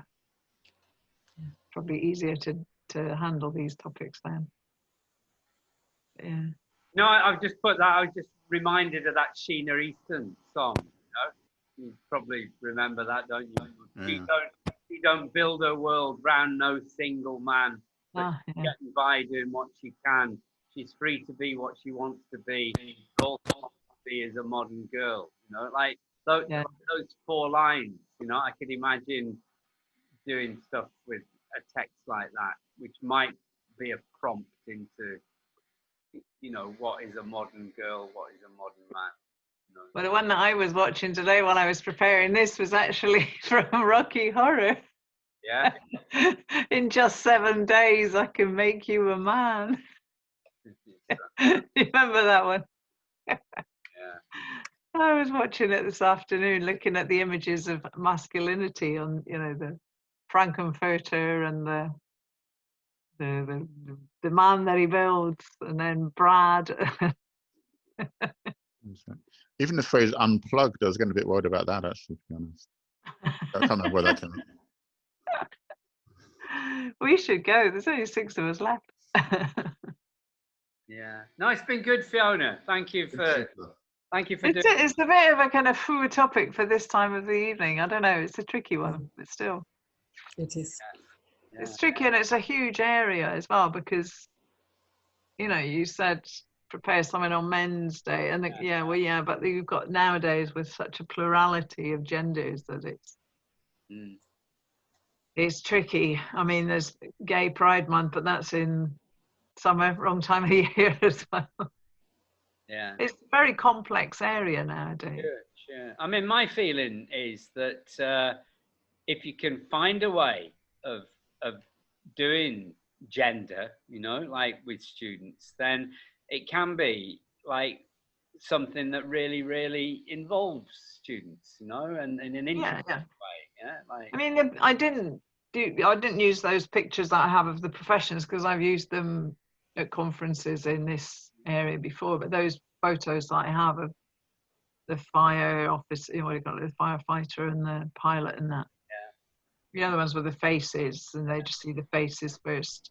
Yeah.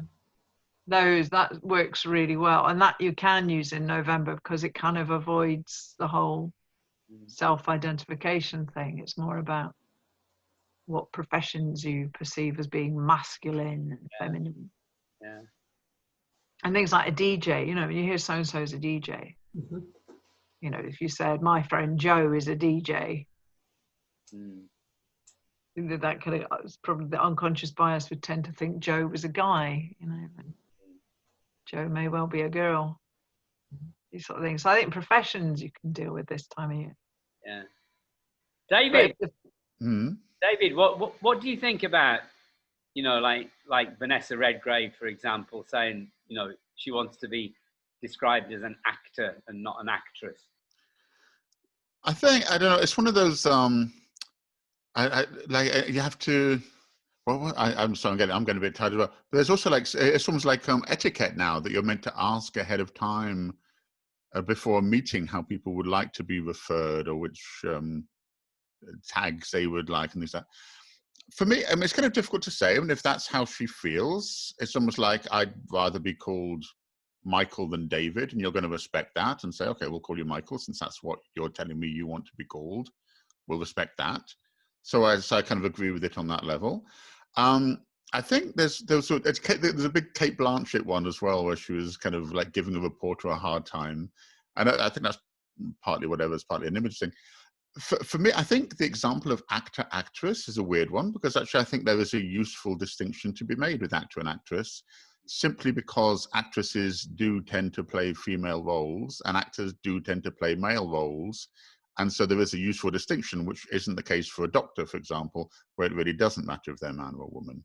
Right. So for me, I find it a little bit churlish, actually, in that particular topic. So my personal feeling is like, okay, if you want to be called an actor, then we'll call you an actor. But please don't get angry with people who do call you an actress, because I don't find that for example, disrespectful.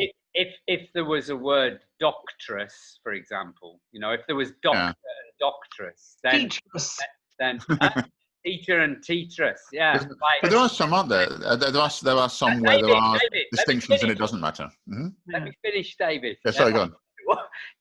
Like if there were those two words, doctor and doctress, then do you think you would say it's much better just to use the word doctor rather than doctor and doctress?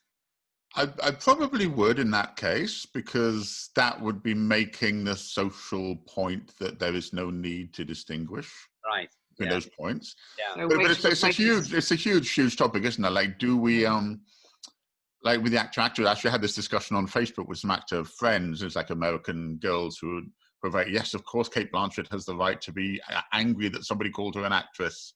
And I disagree with that. And then, of course, it's Facebook, so it turned into a food fight. Of course it did. But that's just the nature of Facebook. But so I was thinking. But it's a big topic. It's like, to what point, and where did this come up with another discussion? At what point do you doctor the language? Because the point why these things are difficult, and of course why these concepts are difficult in Slavic languages, is because the language is a certain way, and it reinforces the stereotypes. And also when you learn a language, you learn phrases, you learn things. So these adjectives go together with these nouns, and that's how we learnt the language, and that's how other people learnt the language. And so that's why the adjectives get connected with the nouns. It's very much part of the language learning process and the clusters of words that we hear together, and then we repeat them because that's how we learnt the language. So there's the big movement is, do you doctor the language? Like, do you perform surgery on the language itself and say, you are no longer allowed to say this and this and this as a PC thing, which is a big thing. And of course, maybe yes, maybe you do. Like, so people stop hearing it and then they stop thinking it because they're not hearing it anymore. Because the language was surgically removed from the language first as a way of changing people's perceptions. But it's a difficult. I mean, no, it's a difficult road. It's a difficult. I mean, you can't say black and white, and I think it is case by case. And maybe in some cases, yes, that is a good thing. It's a good thing we're not allowed to say the word nigger anymore because of how loaded that is. And we're not. We've learned. We've learned. We've been conditioned. We're, especially white people, are not allowed to say that. It's called the N word, which is actually just as bad as say nigger. Actually, in reality, because everyone. You know, see, but that's a huge question. I don't have an answer to that, but it's part of that discussion. You know, I mean, we spent when I was doing my linguistics MA, we looked at something I'd never heard of before, which is the Sapir-Whorf hypothesis. Oh, yeah. You know? And based on the idea that the way in which we are initiated into language actually influences the way that we see the world, yeah, and people are on a kind of continuum of this now. You know, when you have discussions about it, you know, the stronger form or the weaker form of it. But I actually do think that you know, when you look at the way that Theresa May, Boris Johnson, Jeremy Corbyn, Gordon Brown talk about the Europeans, you know, like as being something separate from people in Britain, you know, that people in Britain are not Europeans, and I was analysing, there was some people at Lancaster University did a lot of work on the language of Brexit, and I read a lot about it, and I saw some great stuff, you know, like in the way in which, you know, so many people in Britain talk about the Europeans, you know, like as being separate from us, and if you keep on going on about that, like over years, and if the Daily Express and the Daily Mail and Telegraph, you know, like actually uses this kind of language, then it influences the way in which people see themselves, you know, like to think that, you know, they're not Europeans at all, and Europe is somewhere separate from Britain. Like it used to be the continent. Yeah, you know. So we're on the same continent. So I think these are actually, to talk about language and to talk about sexism in language or gendered language, that these are good things to do in class. You know, the skill of this is how you manage to do it in a comparative way. You know, when you're working with Czech or Hungarian, and how you bring in the contrastive elements. You know, and that's why I think that, you know, if you do it all by only referring to the English language, you know, and not referring to the language that the students have, you know, that you're missing out on a lot of this, you know, and that brings into whole questions about the direct method, you know, like Berlitz, you know, like only doing stuff in English, you know, like, and which I, you know, as I've kind of got older in ELT, you know, like I actually think that doing a lot more, bringing in the students' first language and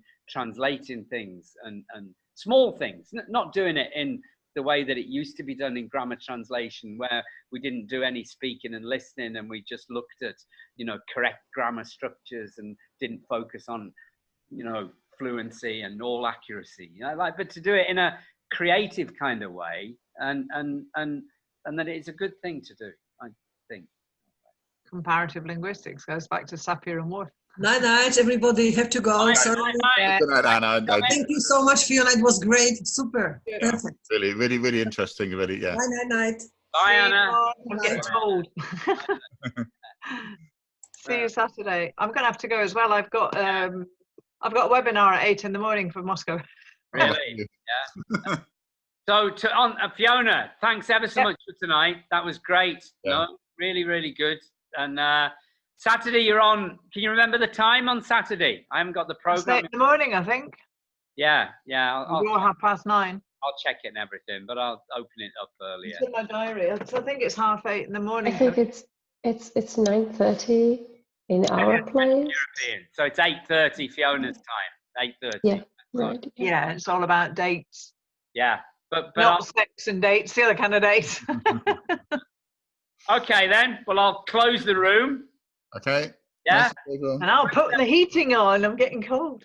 See you soon. Ilona?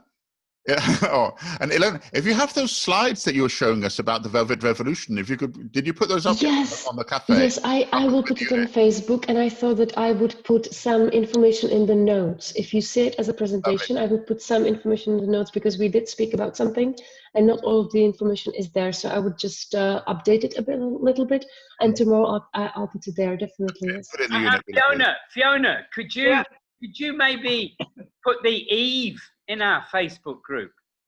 The Eve. It's there. Is it there? It Oh, yesterday, I I haven't think. looked, yeah. Okay, all right, yeah. I put it there yesterday, I think. Did you? Yeah. Okay. You know, it'd be nice to kind of just explain that. Yeah. Maybe on Saturday, you know, you could. I've forgotten it completely, and I was going to ask you, you know, just to say a minute about it, but I've completely forgot. Yeah. But maybe you could say something about it on Saturday. Yeah. Yeah. Well, remind me, you know, 8:30 in the morning. I can't guarantee it. No, no. Unless I put up my slide. I'll write it in my note. I'll remind you. Anyway. Yeah. Bye night, everybody. See ya. Bye. Bye. Thank you. Bye.